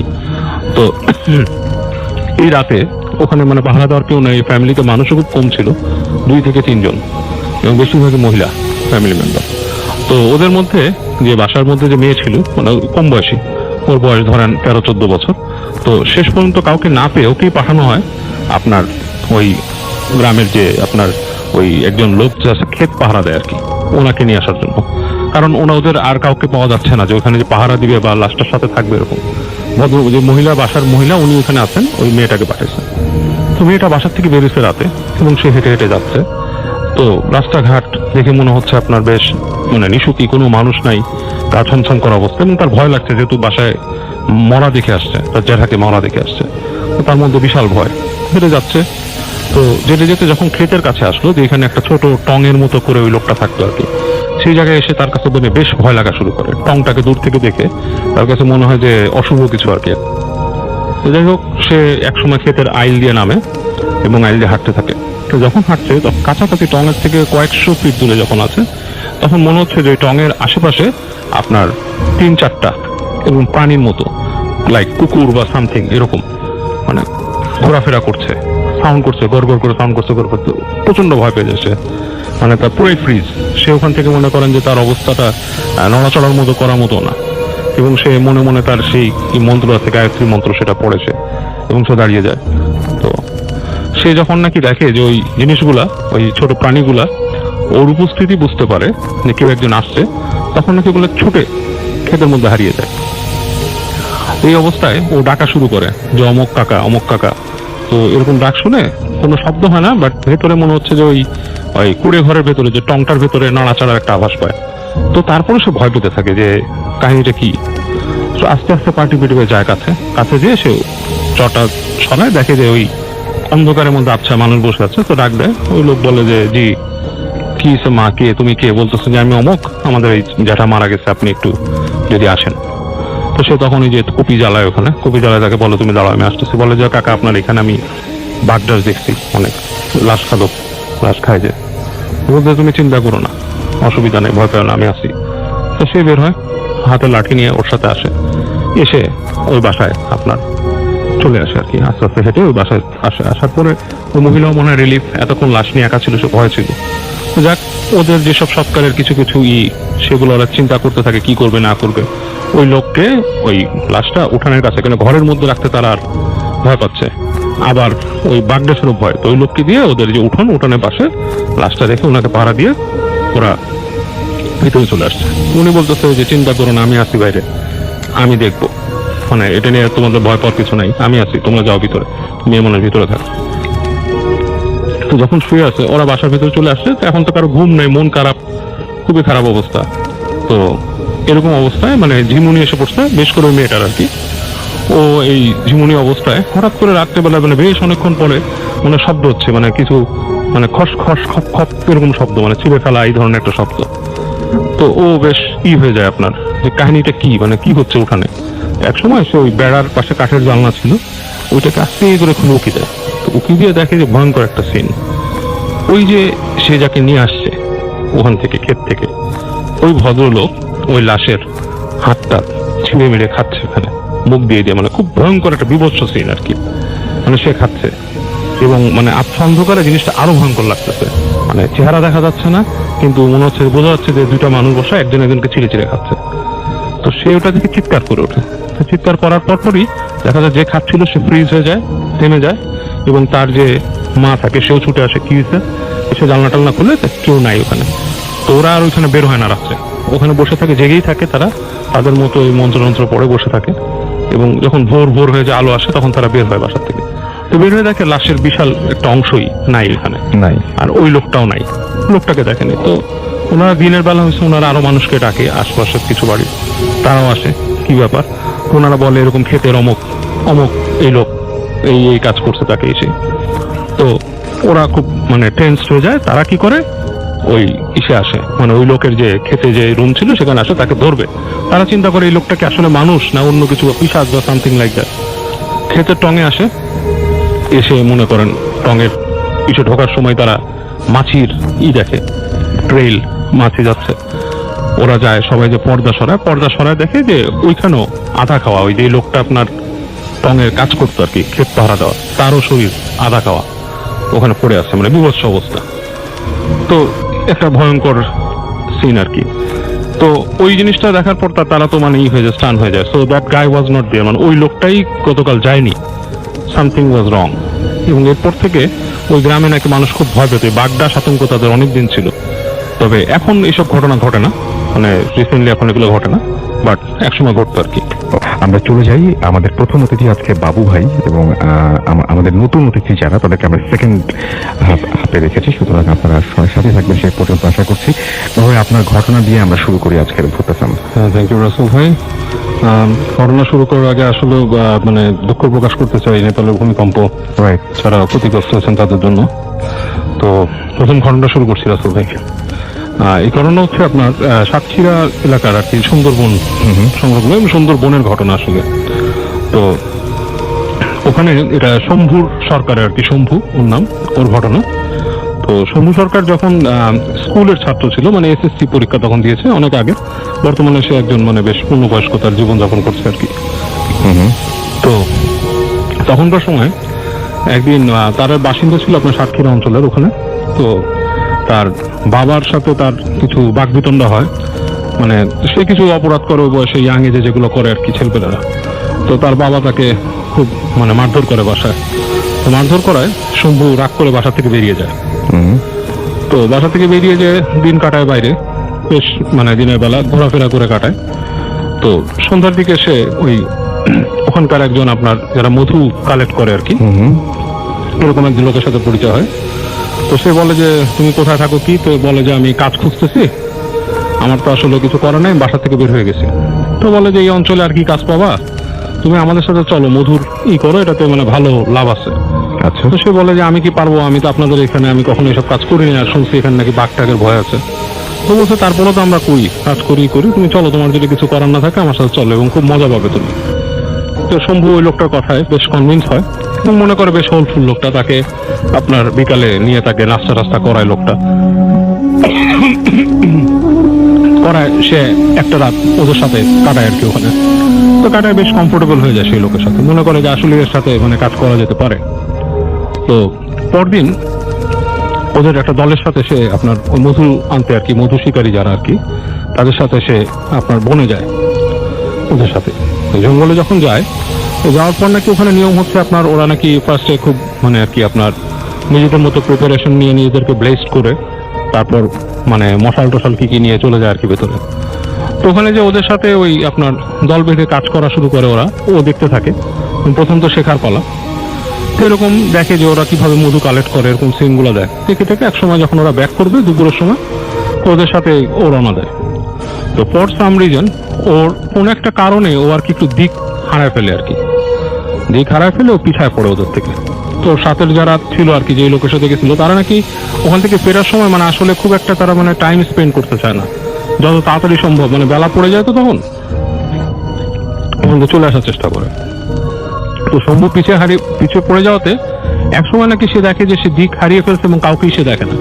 ও গলার স্বর শুনতে পায় এদিক ওদিক, স্ক্যাটার্ড ভাবে, মনে হচ্ছে আশপাশ থেকে গলার স্বর আসছে অন্য জায়গা থেকে, বাট অ্যাকচুয়ালি মানে সেটা আর কি ও ট্র্যাক করতে পারে না। তো ও চিৎকার করে ডাকে, ওই যে বাউল মানে যে মা মানে মধু যে করে তার নাম ধরে ডাকে। তো সেই লোকেরও তেমন একটা সাড়া পায় না, মনে হয় দূর থেকে দূরে মিলা যাচ্ছে, এবং ও একসময় টোটালি হারায় ফেলে জায়গাটা। এবং আপনি বুঝতে পারেন রাসেল ভাই, সুন্দরবনের মতো একটা জায়গায় যদি কেউ পথ হারায়, এটা বিশাল ভয়ঙ্কর হ্যাঁ, জায়গা, ম্যানগ্রোভ very ফরেস্ট, difficult, হ্যাঁ। এবং রাতের বেলা সেখানে অনেক জায়গাতেই পানি চলে আসে। তো ও যেহেতু কিছু পড়াশোনা জানে, এসএসসি পরীক্ষা দিচ্ছে এই সময়, তার মাথায় এতটুকু জ্ঞান আছে, এবং যেহেতু সাতক্ষীরা এলাকার লোক, সে জানে যে এখানে অনেক জায়গায় পানি চলে আসে, কিন্তু সে তখনও শিওর না যে ওই এলাকাটা পানিতে প্লাবিত হয় কিনা। তো খুব ভয় ভয় সে হাঁটতে থাকে এবং তার অবস্থা খুবই নার্ভাস হয়ে যায়। তো সে যেটা বলেছে যে একটা সময় নাকি মানুষ চরম বিপদের মধ্যে পড়লে তখন সাহসটা অন্যরকম হয়ে যায়। তো সে বললো যে এক পর্যায়ে আমি মানে ভয়টা যত পাওয়ার দরকার ছিল তত পাচ্ছি না, এবং অন্ধকার হয়ে যাচ্ছে, এবং আমার মাথায় বেশি কাজ করতেছে আপনার বাঘের ভয়, এখানে বাঘ আছে। এবং সে হাঁটতে হাঁটতে যেতে থাকে, এবং সে নাকি মাটিতে এক জায়গায় বাঘের পায়ের ছাপও দেখে, মানে প্যাগমার্ক যেটাকে বলে, পাগমার্কও দেখে। তো খুব ভয় পায়। তবে একটা জিনিস সে মাথায় রাখে যে তার এখন প্রথম কাজ হচ্ছে ওখানে কোনো গাছ পেলে সে গাছে উঠে যাওয়া, কারণ সে জানে যে বাঘের থেকে বাঁচতে হলে একটাই নিরাপদ জায়গা, সেটা হচ্ছে গাছের উপরে। তো সেরকম সুইটেবল গাছ সে পাচ্ছিল না, সবগুলো গাছই নাকি খাড়া খাড়া, আপনার বেশ উঁচু, মানে ডালপালা খুব একটা বের করা নেই। আচ্ছা, তো এরকম অবস্থায় দেখতে দেখতে সে একটা গাছ পায় আপনার। সেই গাছটা মোটামুটি ওঠা যায়, প্রায় 8-10 ফিট উঠলে নাকি ডাল পাওয়া যাবে হাতে। তো অনেক কষ্টে, মানে সে বলছে যে আপনারা যে দেখেন যে মানুষ গাছে হঠাৎ উঠে যায়, জিনিসটা আসলে মোটেই তত সোজা না। আমি গ্রামের ছেলে হওয়া পরেও আমার অনেক কষ্ট হয়েছে গাছের অতটুকু উচ্চতা কভার করতে। যাই, তারপরে সে উঠে যায় উপরে, উঠে এসে একটা মোটামুটি ডিস্টেন্স উইচ ইজ 20-30 ফিট উপরে একটা ডালের মধ্যে সে বসে। তো বসে একসময় দেখে যে রাত হয়ে আসতেছে, জঙ্গলের রাত খুবই ভয়ঙ্কর, মানে এটা কেউ না থাকলে নাকি সেটা কেউ আপনার মানে বোঝাতে পারবে না আর কি। যাই হোক, তো ওখানে রাত হয়ে যায় এক সময়। তো রাতের বেলা নানা রকম শব্দ শুনতে থাকে, খুব ভয়ানক অনেক শব্দ এরকম। তো এক সময় তার ঝিমুনি চলে আসে, কিন্তু ভয়ে আপনি সে ঘুমাতে পারেন আর কি। তো যখন নাকি অনেক রাত হচ্ছে, সময়ের কোনো জ্ঞান নাই ওর, যে কটা বাজে বা এরকম কিছু কোনো জ্ঞান করতে পারে না। এই সময় নাকি সে দেখে যে আপনার ওই মানে ওই ইসের অঞ্চলে, মানে আপনার মনে হচ্ছে মানুষজন, কিছু মানুষ মানে এলাকা মারায় যাচ্ছে আর কি। আচ্ছা, আপনার মানে কোনো ছোট ছোট গাছ বা কিছু পাড়ায় গেলে যেরকম শব্দ হয়, সেই ধরনের একটা শব্দ হচ্ছে ওখানে। তো উপর থেকে বুঝতে পারে না, অন্ধকারে কিছু ঠাউরও করতে পারে না। একসময় সে দেখে একটা জায়গায় আলো হচ্ছে, মানে ওই গাছগাছালির মাঝখানে নিচে যে ছোট ছোট জায়গাগুলো, ওখানে একটা আলোকিত অবস্থা হয়েছে, এবং আলোটা ঠিক আগুন না, স্টিডি আলো, যেমন লাইটের আলো যেরকম হয় ওরকম স্টিডি একটা আলো। আস্তে আস্তে বাড়তেছে, আলোটা বাড়তে বাড়তে যাচ্ছে। অনেকক্ষণ তাকায় থাকার পরে সে দেখে যে আপনার ওই গাছগাছালির মাঝখান থেকে যে ফাঁকা জায়গাটা, সেটা আপনার মানে ওই ফাঁকা জায়গার ওই পাশে নাকি আবার আপনার বিচের মতো আছে একটা জায়গা, মানে বলছে যে ওই জায়গাটা বেশ ফাঁকা হয়ে গেছে। তো ওই জায়গায় কিছু মানুষ জড়ো হয়েছে। তো ও ফার্স্টে একটু মানে, এবং তাদের হাতে একটা ইসের মতো মশাল টাইপের, কিন্তু মশালটার মাথায় যে জিনিসটা সেটা আগুন না, লাইটের মতো। আচ্ছা, মানে মনে হচ্ছে যে একটা বাতি এরকম ভাবে জ্বলতেছে, এবং সাদা আলো বিচ্ছুরিত হচ্ছে সেখান থেকে, মানে আপনার আগুনের লাল আলো না। তো এটাতে একটু অবাক হয় জিনিসটা কি, এবং সে মানুষগুলোকে যখন নাকি আলোটা মুখে পড়ে তখন সে বেশ মানে ভীত হয়ে যায়, কারণ মানুষগুলার চোখ নাক কিছু নাই, শুধু মুখ আছে, আপনার ঠোঁট আছে, আর এমনি কোনোই নাই, মুখের অবয়ব এবং ঠোঁট, এরকম কিছু মানুষ। এবং তাদের শরীরে কাপড়ের মানে কোনো বালাই সে দেখতে পাচ্ছে না, এবং সেগুলো বেশ আপনার লোমে আবৃত সারা শরীর, যেমন বন মানুষ টাইপের হয় এই ধরনের। তো ও প্রচন্ড ভয়ে শম্ভু মানে গাছের সাথে আপনার আটকে থাকে, এবং নিচে নাড়িয়ে দেখে যেটা, যে তারা এক জায়গায় আপনার জড়ো হয়ে তারা মানে আপনার উদ্ভট টাইপের আচরণ কিছু করে ওই লাইটটা জ্বালায়, which is kind of A ritual, এরকম কিছু একটা ওখানে দাঁড়ায় করে। তো ও প্রচন্ড ভয় পেয়ে যায়, এবং এক সময় দেখে যে ওই যখন যারা আলো কি করতেছে ওখানে দাঁড়ায় আপনার একটা রিচুয়ালের মতো করতেছে, তারা নাকি ওর যে ওই যে গাছটা আছে ওই গাছটার ওদিকটাই এম করে, ওদের যে ওইটার দিকে মনে তাকায় আছে তারা, এবং তারা মানে একজন দুজন করে ওখান থেকে আস্তে আস্তে হেঁটে চলে আসতে থাকে, অসংখ্য থাকে তাদের মধ্যে, কিছু চলে আসতে থাকে ওখানে। তো ওর গাছের ঠিক নিচে এসে নাকি দাঁড়ায়, এবং আলো সহ, এবং ওরা উপরের দিকে মনে হচ্ছে তাকিয়ে আছে, মানে উপরের দিকে তাকাচ্ছে ওর দিকে। তো এই সময় নাকি সে জ্ঞান হারায় গাছ থেকে পড়ে যাচ্ছে, তার মনে আছে যে সে গাছ থেকে পড়ে যাচ্ছে, এবং পরবর্তী সময় তার যখন হুঁশ ফেরে, আসলে দিনের বেলা ভোরের দিকে, সে আপনার শুয়ে আছে একটা জায়গাটা হচ্ছে আপনার ঠিক ওই বিচের মতো আর কি, সমুদ্রের বিচের মতো, এটা নাকি মোহনা বা কিছু বলে ওখানে। তো যখন ঘুম থেকে উঠে তাকায়, দূরে দেখে যে জেলে পল্লী, ওই যে আপনার জেলেরা যেখানে মাছটা ধরে এরকম একটা জায়গা, সেখানে সে পড়ে আছে। এবং মানে আশ্চর্যের ব্যাপার, ও যেখানে শুয়ে আছে সেখানে অসংখ্য পায়ের ছাপ আছে, ওর ওই যেখানে পড়ে আছে তার থেকে ওই যে বন পর্যন্ত অসংখ্য পায়ের ছাপ আছে। এবং পায়ের ছাপগুলো ও যেটা বলছে যে মানে একটু অস্বাভাবিক, মানে নট নেসেসারি লাইক মানুষের পা যেরকম নরমাল সাইজের সেরকম না, বেশ লম্বা লম্বা পায়ের ছাপ। এবং ও যেটা বললো যে পায়ের ছাপটা দেখে মানে আপনি বুঝতে পারবেন না যে পা দিয়ে কেউ আসছে গেছে, হয়তো বা উল্টা হেঁটে চলে গেছে ওদিকে, সামথিং লাইক দ্যাট। তো এটাই ছিল শম্ভু সরকারের ঘটনা। অনেক ধন্যবাদ বাবু ভাই। আরো একজন অতিথি আছেন, আপনার নামটা প্লিজ একটু বলবেন, তারপর আপনার আমরা ঘটনায় যাবো। আসসালামু আলাইকুম, আমি তানভীর বলছি, এসেছি সেন্ট্রাল রোড থেকে। ওকে, রাসেল ভাই কোন ঘটনা? আমরা মনে হয় বাসার কোনো ঘটনা দিয়ে শুরু করি। আচ্ছা আচ্ছা। তো রাসেল ভাই, এই ঘটনাটি আমার এক ফ্রেন্ড, ওর নাম হচ্ছে রানা, সে মেডিকেল ইকুইপমেন্টের বিজনেস করে আপনার প্রেস ক্লাবের অপোজিটে। তো সে আমার সাথে শেয়ার করেছে। তো সে যেটা একটু প্রেক্ষাপটটা বলে দিই, যে বিজনেস করার পরে সন্ধ্যার পরে ওই চার স্টলে আড্ডা দেয় নিচেই ওদের বিজনেস মার্কেটের পাশে। তো কথা প্রসঙ্গে এক সময় এই ভৌতিক কোনো বিষয় চলে আসে, তো অনেকে অনেক কিছু বলে। তো এক ভদ্রলোক ছিল, ওদেরই সাথে বিজনেস করতো, একটু পরেশগার, ইয়াং, চুপচাপ ধরেন। তো সে শুনছে এবং হাসছে। তো জিজ্ঞেস করছে কি ব্যাপার, আপনি হাসছেন কেন? তো বলে যে ভাই অনেক তো শুনলাম, একটা ঘটনা বলে আমার নিজে। তো তার বাসা হচ্ছে তোপখানা রোডে।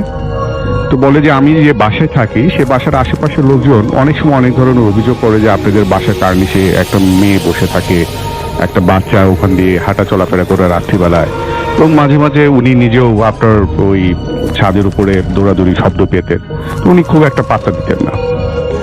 তো উনি বললেন যে একদিন আমি ঘুমিয়ে আছি, আমি রুমের বর্ণনার একটু দিয়ে নিচ্ছি, যে ওনার যে বেডটা ছিল সেটা কিং সাইজ বেড, এবং বেডের পরে পায়ের কাছে একটু জায়গা, ওখানে একটা টেবিল ছিল, এবং তারপরে হচ্ছিল জানালা, আপনার গ্রিল দেওয়া জানালাটা।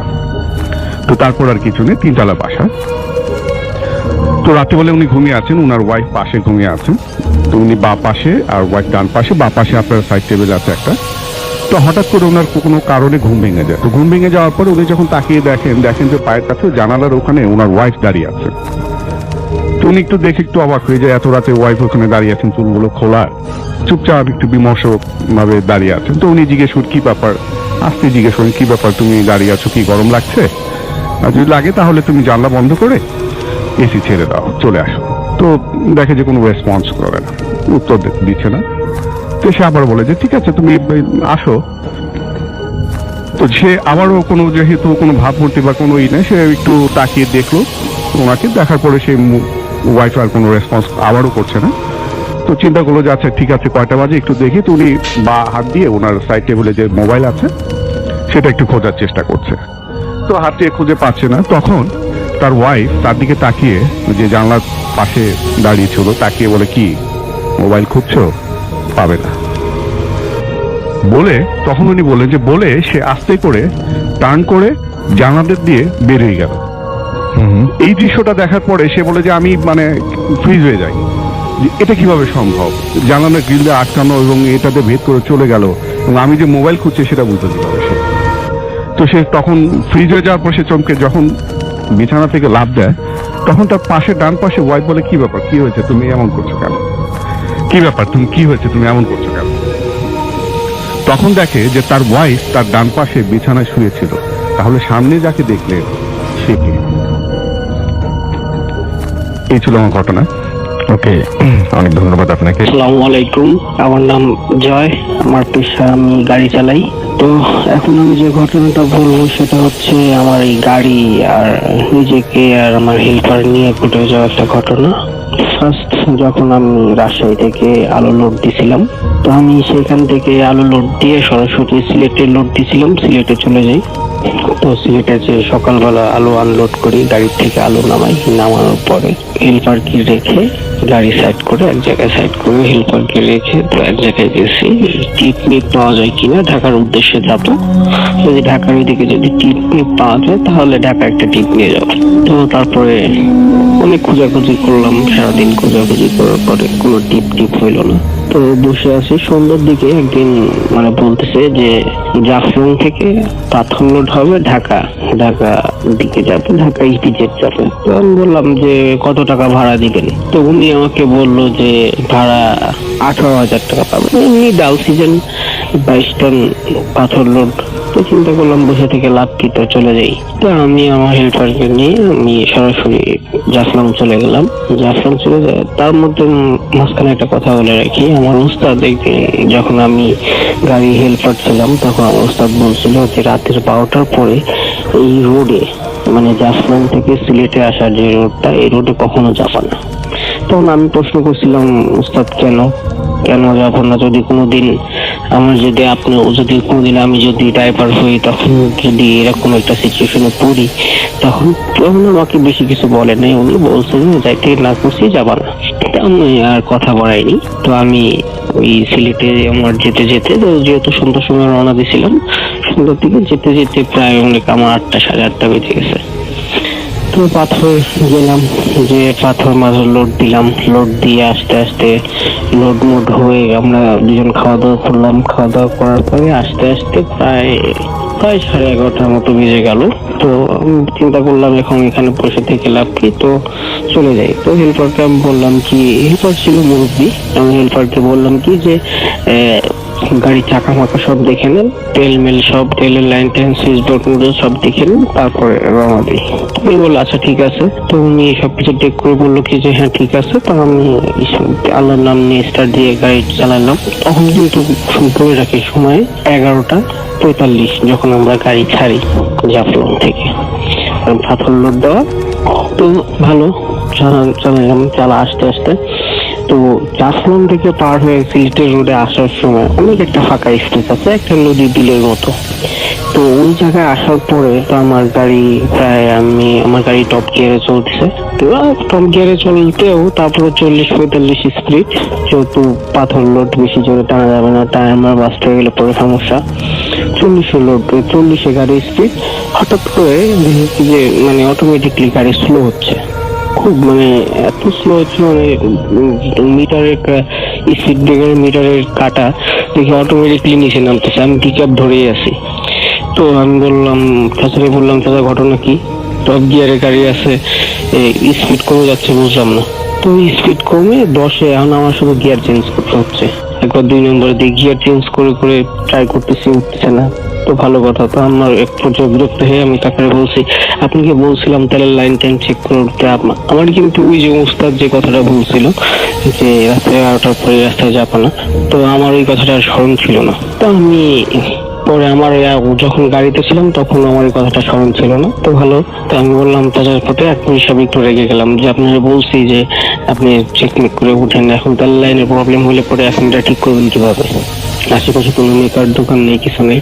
তো বলছি আচ্ছা ঠিক আছে। তো গাড়িটা ব্রেক করলাম, সাট করে একটা মাইল স্পিড ব্রেকারের সামনে ব্রেক করলাম। ব্রেক করার পরে তো এইখানে ব্রেক করার পরে বোনাট তুলে দেখলাম তেলের লাইন টাইন সব ঠিক আছে, তেল ট্যাঙ্কি ফুল। তো বুঝলাম না প্রবলেম কি। তো আমি আবার আমার ওই যেখানে গ্যারেজ গাড়ি যেখানে ওই বনপাড়া, সেখানে ফোন দিলাম। ফোন দিয়ে বললাম কি যে এরকম প্রবলেম হতেছে। না, এরকম তো প্রবলেম হওয়ার কথা নেই, হয়তো কোনো প্রবলেম হলে গাড়ি বন্ধ হয়ে যাবে, তো অটোমেটিকলি স্পিড কমে যাবে, এটা তো হয় না। আচ্ছা, আবার স্টার্ট দিলাম, গাড়ি স্টার্ট দিয়ে চালানোর পরে দেখতেছি কি আবার এখন ঠিক আছে, গাড়ি চলতেছে। আবার 1 কিলো যাওয়ার পরে থেকে অটোমেটিকলি স্পিডে মাইল স্পিডে কাটা নেমে যাচ্ছে, গাড়ি স্লো হয়ে যাচ্ছে। তো বিভ্রান্তিকর ব্যাপার স্যাপার, বিভ্রান্তি পড়ে গেলাম। তখন আমি বললাম চাচা আসলে এটা সমস্যাটা বুঝতে পারতেছি না।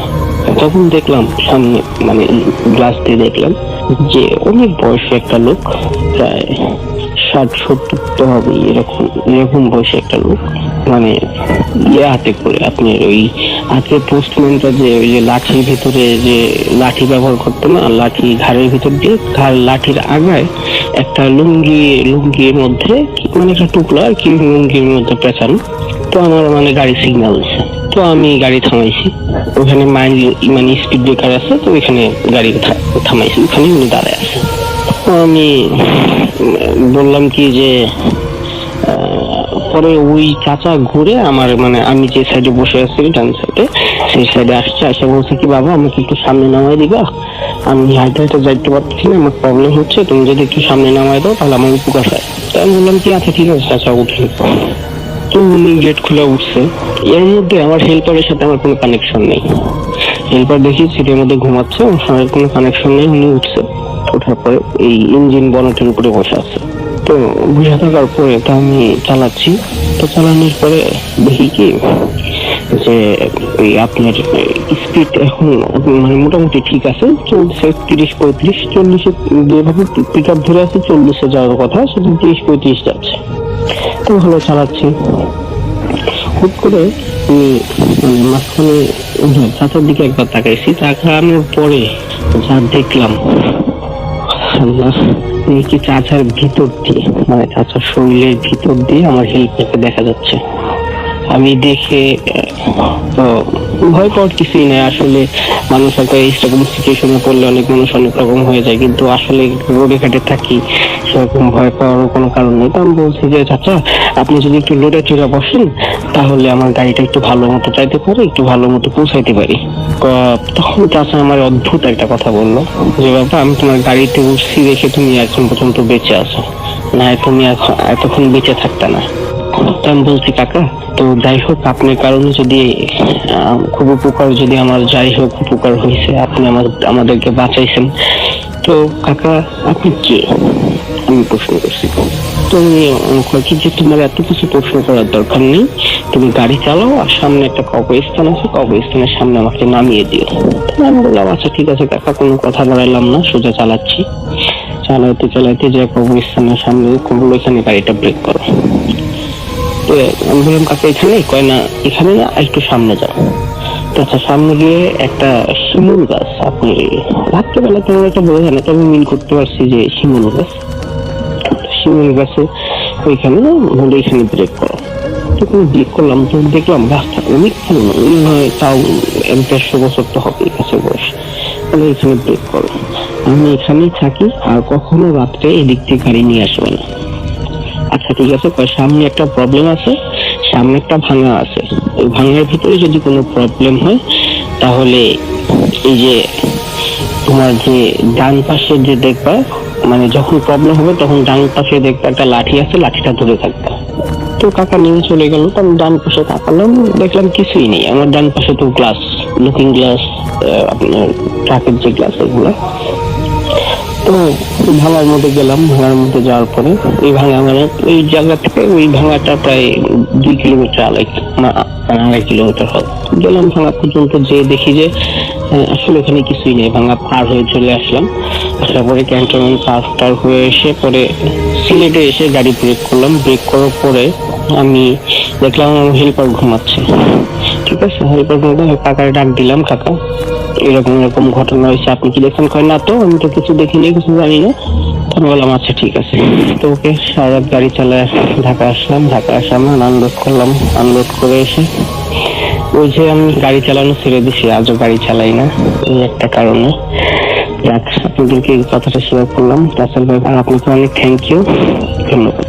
আরো একজন নতুন অতিথি জয়েন করেছেন আজকে, ফার্স্ট টাইম ঢুকেছেন তিনি। আমরা শুনবো তার ঘটনা। আপনার নামটা একটু প্লিজ বলবেন এবং আপনি জানাবেন যে আপনি কোথা থেকে এসেছেন। থ্যাংক ইউ রাসেল ভাই, আমি মোহাম্মদ রিয়াদ, আসছি মিরপুর থেকে। ওকে, চলে যাই আপনার ঘটনায়। আচ্ছা, আমি যে ঘটনাটা শেয়ার করবো সে ঘটনা হলো আমাদের মিরপুরের 1 নম্বরে একটা গার্মেন্টসের ঘটনা। তার ঘটনাটা শুরু এপ্রিল মাসের 25 তারিখে। তো আমি সরাসরি ঘটনায় চলে যাই। তো ঘটনার শুরুটা এমন, একটা গার্মেন্টসের 5 তলা অনেক বড় একটা গার্মেন্টস মিরপুরে, আমি নামটা বলতে পারতেছি না সিক্রেট কারণে। আর ঘটনাটা শুরু হলো, সবাই কাজ করতেছিল ফ্লোরে। তো কাজ করা অবস্থায় হঠাৎ করে একটা মেয়েকে একটা থাপ্পড় মারা হয়। তো কে থাপ্পড় মারে কেউ দেখে না, অদৃশ্য, কিন্তু থাপ্পড় শব্দ আশেপাশে কয়েকদিন শুনে এবং কিছুক্ষণ পর মেয়েটার প্রচন্ড জ্বর হয়। তারপর মেয়েটাকে ছুটি দেওয়া হয়, সেদিন আর কোনো ঘটনা ঘটেনি। সেকেন্ডে সবাই আসে, অফিসে কাজ করে। ঠিক যখন 11টা বাজে, একটা মেয়েকে খুঁজে পাওয়া যাচ্ছিল না। তো খুঁজে পাচ্ছিল, কোথাও পাওয়া যাচ্ছে না, সবাই খোঁজাখুঁজি করে, কোথাও পায়নি এবং মেয়েটাকে আসতে দেখা গেছে। তো সেকেন্ড টাইম যখন বিকেল 5টা বাজে, ঠিক তাকে পাওয়া যায় ওয়াশরুমে, খুব অদ্ভুত চোখে, চোখ দুটো বড় বড় করে তাকিয়ে আছে। এবং একজন লোক দেখার পর সে সবাইকে বলে। তারপর তাকে গিয়ে দেখে যে সত্যি সত্যি চোখগুলো বড় বড় করে দাঁড়িয়ে আছে এবং কিচ্ছু বলে না। তাকে ডাক দেওয়া হয়, সে কোনো রেসপন্স করে না। তারপর কিছুক্ষণ পর একজন সাহস করে গিয়ে তাকে ছোঁয়ার সাথে সাথে সেন্সলেস হয়ে পড়ে যায়। তো সেদিন আর কোনো ঘটনা ঘটেনি। তারপর দিন যেটা হয় সেটা হলো, সবাই কাজ করতেছিল, তো সবাই একটু ভয় পাচ্ছিল। তারপর দুটা মেয়ে, মানে একটা মেয়ে ওয়াশরুমে যাবে, তো সে ভয় পাচ্ছিল, সাথে একজনকে নিয়ে গেল। তো কি করলো, ওয়াশরুমের গেটটা ওপেন করে রাখলো এবং বাইরে আরেকটা মেয়ে দাঁড়িয়ে তাকে পাহারা দিচ্ছিল। তো অনেকক্ষণ হওয়াতে সে আর বেরোচ্ছিল না, তাকে ডাক হলো, কোনো রেসপন্স না করাতে সে কি করলো, দরজাটা ধাক্কা দিল। ধাক্কা দিয়ে যেটা দেখলো যে মেয়েটা ওয়াশরুমের মাথাটা তার ওয়াশরুমের ভিতরে ঢুকানো। সেই দেখে চিৎকার করে সবাইকে ডেকে আনার পর মেয়েটার মাথাটা ভিতরে ছিল না, মেয়েটার মাথাটা ভিতরে ছিল না, সে দাঁড়িয়ে ছিল সে আগের মেয়ের মতো চোখগুলো বড় বড় করে, এবং তাকে ডাকা হয়, রেসপন্স না করায়। তো এরকম আরেকজন সাহস করে গিয়ে তাকে ছুঁয়ে সে সেন্সলেস হয়ে পড়ে যায়। আচ্ছা, আপনার তো এরপরে তো হুজুরকে ডেকে নিয়ে আসা হচ্ছিল। হুজুর যখন এসেছিলেন আপনাদের ওইখানে, তখন তারপরে সেটা কি হলো সেখানে? আচ্ছা, তারপর হুজুর আসার পর পুরো পরিদর্শন করার পর সেই বাথরুমের ঘটনা দুবার হয়েছিল, সে ফু দেয়। ঘটনা শুরু হয় গিয়ে ভিতরে শুরু হয়, ঠিক ফু দেওয়ার 2 মিনিট পরেই শুরু হয়। সবাই কাজ করতেছিল, হঠাৎ করে একটা মেয়ে দাঁড়িয়ে যায় এবং নিজের গাল নিজে থাপ্পড় মারে। সেকেন্ড টাইম হাওয়ায় ভেসে সে উপরে উঠে পর ধাম করে মাটিতে পড়ে যায়। এই থেকে সবাই তার কাছে যায় এবং যে তাকে ধরে তাকে সে মারধর করে। এখন কি সমস্যা আছে এখানে? না, এখনো ওরকম সমস্যা নাই, বাট ছিল কিছুদিন আগে। তো তারা নাকি বড় কোনো হুজুর কোনো ডেকে টবে করে ঠিক করতে পারবেন। ওকে, ঘটনাটা আপনি যেভাবে বলেছিলেন এখানে আমরা সেভাবে পেলাম না জিনিসটা। আপনি অনেক মনে হয় নার্ভাস। আমরা পরবর্তী অতিথির কাছে যাই এবং তার কাছ থেকে ঘটনা শুনি, এবং তিনি যে ঘটনাটি বলবেন সেটি বেসিক্যালি সেই ঘটনাটা হচ্ছে অস্ট্রেলিয়ায় ঘটেছে এবং একটু অদ্ভুত টাইপের একটা ঘটনা। আমরা সেই ঘটনাটা শুনবো। আপনি প্লিজ একটু আপনার নামটা বলবেন এবং আপনি কোথা থেকে এসেছেন, তারপর আপনার ঘটনা শুনবো আমরা। থ্যাংক ইউ রাসেল ভাই। আমি হৃদয় বলছি, আমি এসেছি ইন্ডিয়া রোড ফার্মগেট থেকে। তো সরাসরি আমি ঘটনায় চলে যাচ্ছি। ঘটনাটি ঘটে আমার কাজিন সাইমনকে নিয়ে অস্ট্রেলিয়ার সিডনিতে 2008 সাল এপ্রিল মাস। তখন ওখানে প্রচন্ড শীতকাল, তাপমাত্রা প্রায় 3 থেকে 4 ডিগ্রি সেলসিয়াস। কাজিন সাইমন সহ তাদের 3-4 জন ফ্রেন্ডরা মিলে ডিসিশন নেয় যে কিছু একটা অ্যাডভেঞ্চার করা। তো অ্যাডভেঞ্চার করতে করতে হঠাৎ করে একজন বলে যে সিডনি থেকে 3-4 কিলোমিটার দূরে উলঙ্গন নামক একটি জায়গা আছে এবং সেখানে একটি প্রাচীন চার্চ আছে এবং মানে গ্রিকদের আন্ডারে, এবং মানে গ্রিকদের আন্ডারে চার্চ আছে। তো চার্চের পাশে একটা পুরনো কবরস্থান রয়েছে। তো তারা ডিসিশন নেয় যে এটা ঠিক আছে, তো ওখানে যাওয়া যায়। তো তারা সিডনি থেকে লং ড্রাইভ করে সেখানে যায় রাত 2:30টার দিক দিয়ে। সেখানে গিয়ে তারা ওই কবরস্থানের ভেতরে ঢুকে প্রায় 10 মিনিট হাঁটার পর তারা একটা বাচ্চা কবরের কাছে এসে তারা 4 জন ভয়ে থমকে দাঁড়ায়। তারা 4 জন মিলে দেখতে পায় যে কবরস্থানের মাথার কাছে থাকা একটি ক্রসে, এবং সেই কবরটা ছিল বেশ পুরনো, প্রায় 80-90 বছর আগেকার, এবং সম্ভবত সেটি একটি বাচ্চার কবর। হ্যাঁ, তো তারা সেটা দেখে সেই কবরটাতে তারা লক্ষ্য করে একটা অবয়ব ভেসে উঠছে, এবং কালো একটা অবয়ব, এবং চোখ দুটো সম্পূর্ণ কালো। এবং জনি ভাই সেখান থেকে বলে যে সাইমন, তোমার হাতে থাকা সেই টর্চ লাইটটা ওই ক্রস বরাবর ধরো, দেখো তো কিছু দেখতে পাও কিনা। ঠিক আমার ওই সাইমন ভাই টর্চ লাইটটা নিয়ে ক্রস বরাবর ধরলো, কিন্তু কিছুই দেখতে পেল না। কিন্তু যখন কি টর্চটা বন্ধ করা হয়, ওই ফেসটা আবারও ভেসে ওঠে। এটা তো দেখে তারা সবাই ভয় পেয়ে যায় এবং সৃষ্টিকর্তার নাম নিয়ে তারা দ্রুত ওই কবরস্থান ত্যাগ করে। তো তারা হাঁটতে হাঁটতে লোকালয়ের দিক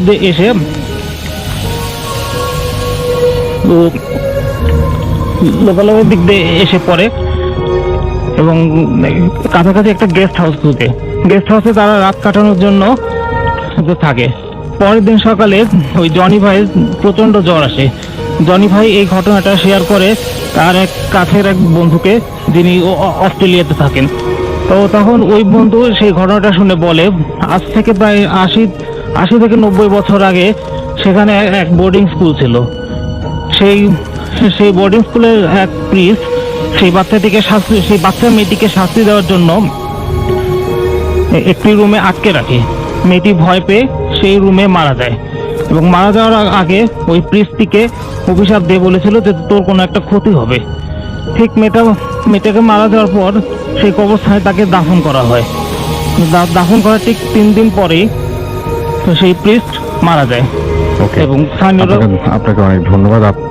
এই মুহূর্তে একটা ঘটনায় যাব। ঘটনাটি একটা ইমেইল থেকে পড়ব এবং ইমেইলটি যেভাবে লেখা আছে আমি সেভাবেই পড়ার চেষ্টা করছি। হ্যালো রাসেল ভাইয়া, আসসালামু আলাইকুম। আমি রাজিয়া সুলতানা ঢাকা থেকে বলছি। গত 27 অক্টোবর তারিখে প্রচারিত এপিসোডে আমার পাঠানো ইমেইলটি আপনি পড়েছিলেন, তার জন্য আপনাকে এবং ভূত এফএম টিমের প্রতি অশেষ ধন্যবাদ এবং কৃতজ্ঞতা জ্ঞাপন করছি। আজ আমি আরেকটি ইমেল পাঠালাম, ভালো লাগলে লিসেনারদের অবশ্যই পড়ে শোনাবেন। কথা না বাড়িয়ে ঘটনায় আসি।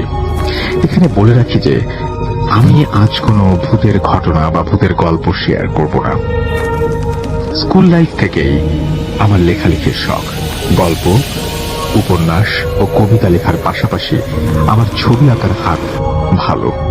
আমার সেই লেখালেখির শখ নিয়ে ঘটে যাওয়া একটি ব্যাখ্যাহীন ঘটনা, একটি ব্যাখ্যাহীন অপ্রীতিকর ঘটনা আপনাদের কাছে বলছি।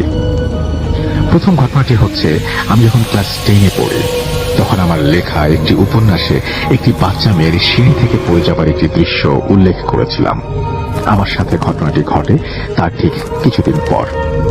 সেদিন আমি কোচিং শেষে ওপরতলা থেকে নামার সময় পা পিছলে সিঁড়ি থেকে পড়ে গিয়ে আমার পা মচকে যায়, ঠিক যেভাবে আমার গল্পতে ওই দুর্ঘটনার বর্ণনা দিয়েছিলাম।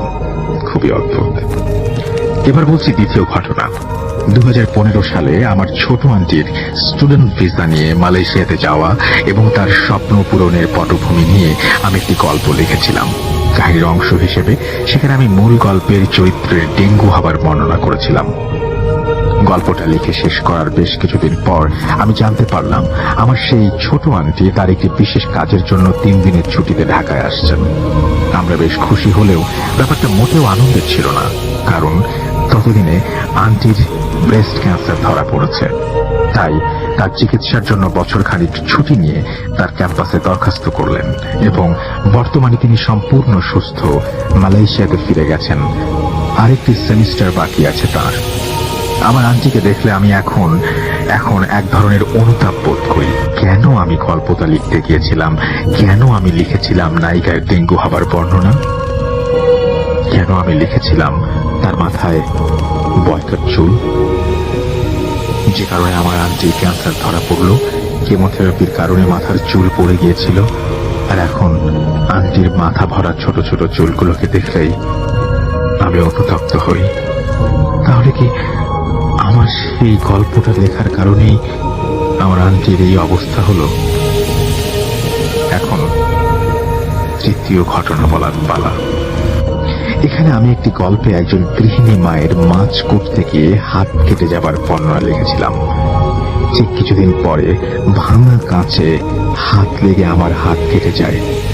ব্লিডিং সহজে বন্ধ হচ্ছিল না বলে হাসপাতালে যেতে হয়েছিল।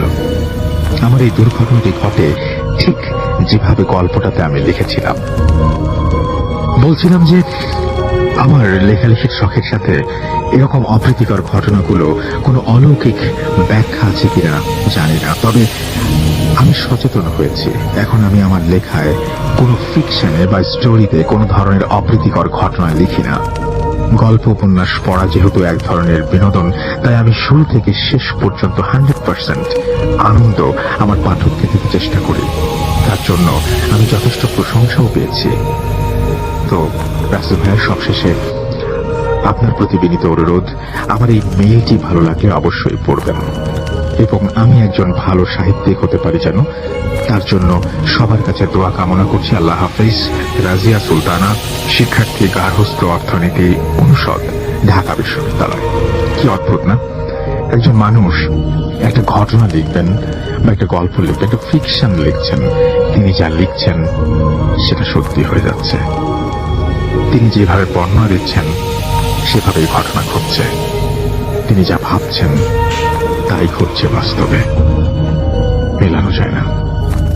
মাঝে মাঝে অবাক হতে হয়, আরো অবাক হতে হয় যখন ঠিক একই ধরনের একটি ঘটনা পাঠিয়েছেন আমাদেরকে নিশাদ। তিনি ঢাকাতে একটা প্রাইভেট ইউনিভার্সিটিতে পড়াশোনা করছেন। তার ঘটনাটি আমি পুরোটা পড়ব না। তিনি তার গল্পের মধ্যে একটা বর্ণনা দিয়েছেন, সেটা হচ্ছে তার এক বন্ধু সামিরকে নিয়ে। তিনি প্রথমে বলেছিলেন যে তাদের বাসায় কোনো একজন অতিথি এসেছিলেন, কে এসেছিলেন কি তার কেউ একজন না দেখেই সেটা বলতে পেরেছিল। এবং তিনি বলছিলেন যে তিনি একটা স্বপ্ন মানে তার এক স্বপ্নের মধ্যে তিনি দেখেছিলেন যে গেস্টরা হতে বাসায় বেড়াতে এসেছেন এবং কি ধরনের কাপড় চোপড় পরে আছেন সেই ব্যাপারটাও বলে ফেলেছিলেন। যাই হোক, কিন্তু সবচেয়ে এই গল্পের মূল যে পার্টটা সেটা হচ্ছে কোনো একদিন এক বড় ভাই তাদের বাসায় এলেন এবং যে বড় ভাইটা এসেছিলেন এবং যার কথা বললাম, এবং তার পরপরই তাদের তখন ইলেকট্রিসিটি ছিল না, বন্ধ হয়ে যাওয়া কম্পিউটারে হঠাৎ করে পাওয়ার চলে এসেছিল এবং সেখানে লেখা উঠেছিল, যার কথা বলছিলেন সেটা তার নাম হচ্ছে অভি, এবং লেখাটা উঠেছিল এভাবে যে অভি ইজ ইন ডেঞ্জার। মানে ইলেকট্রিসিটি নাই কিন্তু কম্পিউটারে এরকম একটা লেখা হঠাৎ করে আসলো, খুব অদ্ভুত ব্যাপার কিন্তু। এবং তার কিছুক্ষণ পরেই তারা জানতে পারলেন যে হি ইজ ইন ডেঞ্জার, এবং তার মা ফোন করে জানালেন যে তার একটা অ্যাক্সিডেন্ট হয়েছে। তিনি যশোর যাচ্ছিলেন সম্ভবত, এবং তারাও সেই তখন যশোর তাদেরকে যেতে হয়েছিল সেই মানে ভাইয়ার কি অবস্থা সেটা দেখার জন্য। তো এটা খুব অদ্ভুত লেগেছে আমার কাছে। এই ঘটনাটি আমি পুরোটা পড়লাম না, কারণ ঘটনাটি মোটামুটি একই ধরনের, আর পুরোটা পড়ার মতো যদিও আমি ভেরি সরি যে পড়ার মতো মনে হয়নি বলে আমি পড়িনি, বাট এই ঘটনাটিও খুব অদ্ভুত। বাবাই, আপনার ঘটনাটা আমরা শুরু করি। নেক্সট যে স্টোরিটা আছে, আপনি যেটা বলেছেন যে বেশ অবিশ্বাস্য একটা ঘটনা, চলুন শুনি। ভাই কাহিনীটা আসলে এটা একজনের লাইফ এক্সপিরিয়েন্স। ওর নাম হচ্ছে সাকিব আলম। সে মোহাম্মদপুরে আপনার যে জায়গাটা থাকে ওটার লোকেশন এক্স্যাক্টলি বললাম না, মোহাম্মদপুরে থাকে আর কি। তো ও আমার সাথে কন্ট্যাক্ট করে ইদানিং, কিন্তু আচ্ছা অনেকের কাছে কাহিনী শুনছি রাসেল ভাই, বিশেষ করে বৃষ্টির দিনে আর কি, সবাইকে বলে ডেকে আনছি, তারপর কাহিনী শুনছি। তো আমার সাথে কন্ট্যাক্ট করে আসে এরকম বৃষ্টির দিনেই, তো বসে কাহিনীটা শেয়ার করো, লাইফের একটা এক্সপিরিয়েন্স। আর অবিশ্বাস্য বলতে মানে বেশ কমিউনিকেশনের ব্যাপারটা আসলে ও যেভাবে ডিসক্রাইব করেছে, মানে আপনার এন্টিটির সাথে বা আদার ওয়ার্ল্ডের সাথে, সেটাই বেশ আমার কাছে একটু মানে অ্যাবনর্মাল লেগেছিল। এই জন্য আমি বারবার ওকে এটা মানে আপনার ভেরিফাই করি, ওকে জিজ্ঞেস করি এবং বিভিন্ন আপনার ক্রস ভেরিফিকেশন করার চেষ্টা করি ওর সাথে। But all turn to be actually fine. মানে ও যা বলেছে এর মধ্যে বেশিরভাগই মনে হয়েছে সত্যি, যেহেতু এই জিনিসটা আসলে প্রুফ করার কিছু নাই।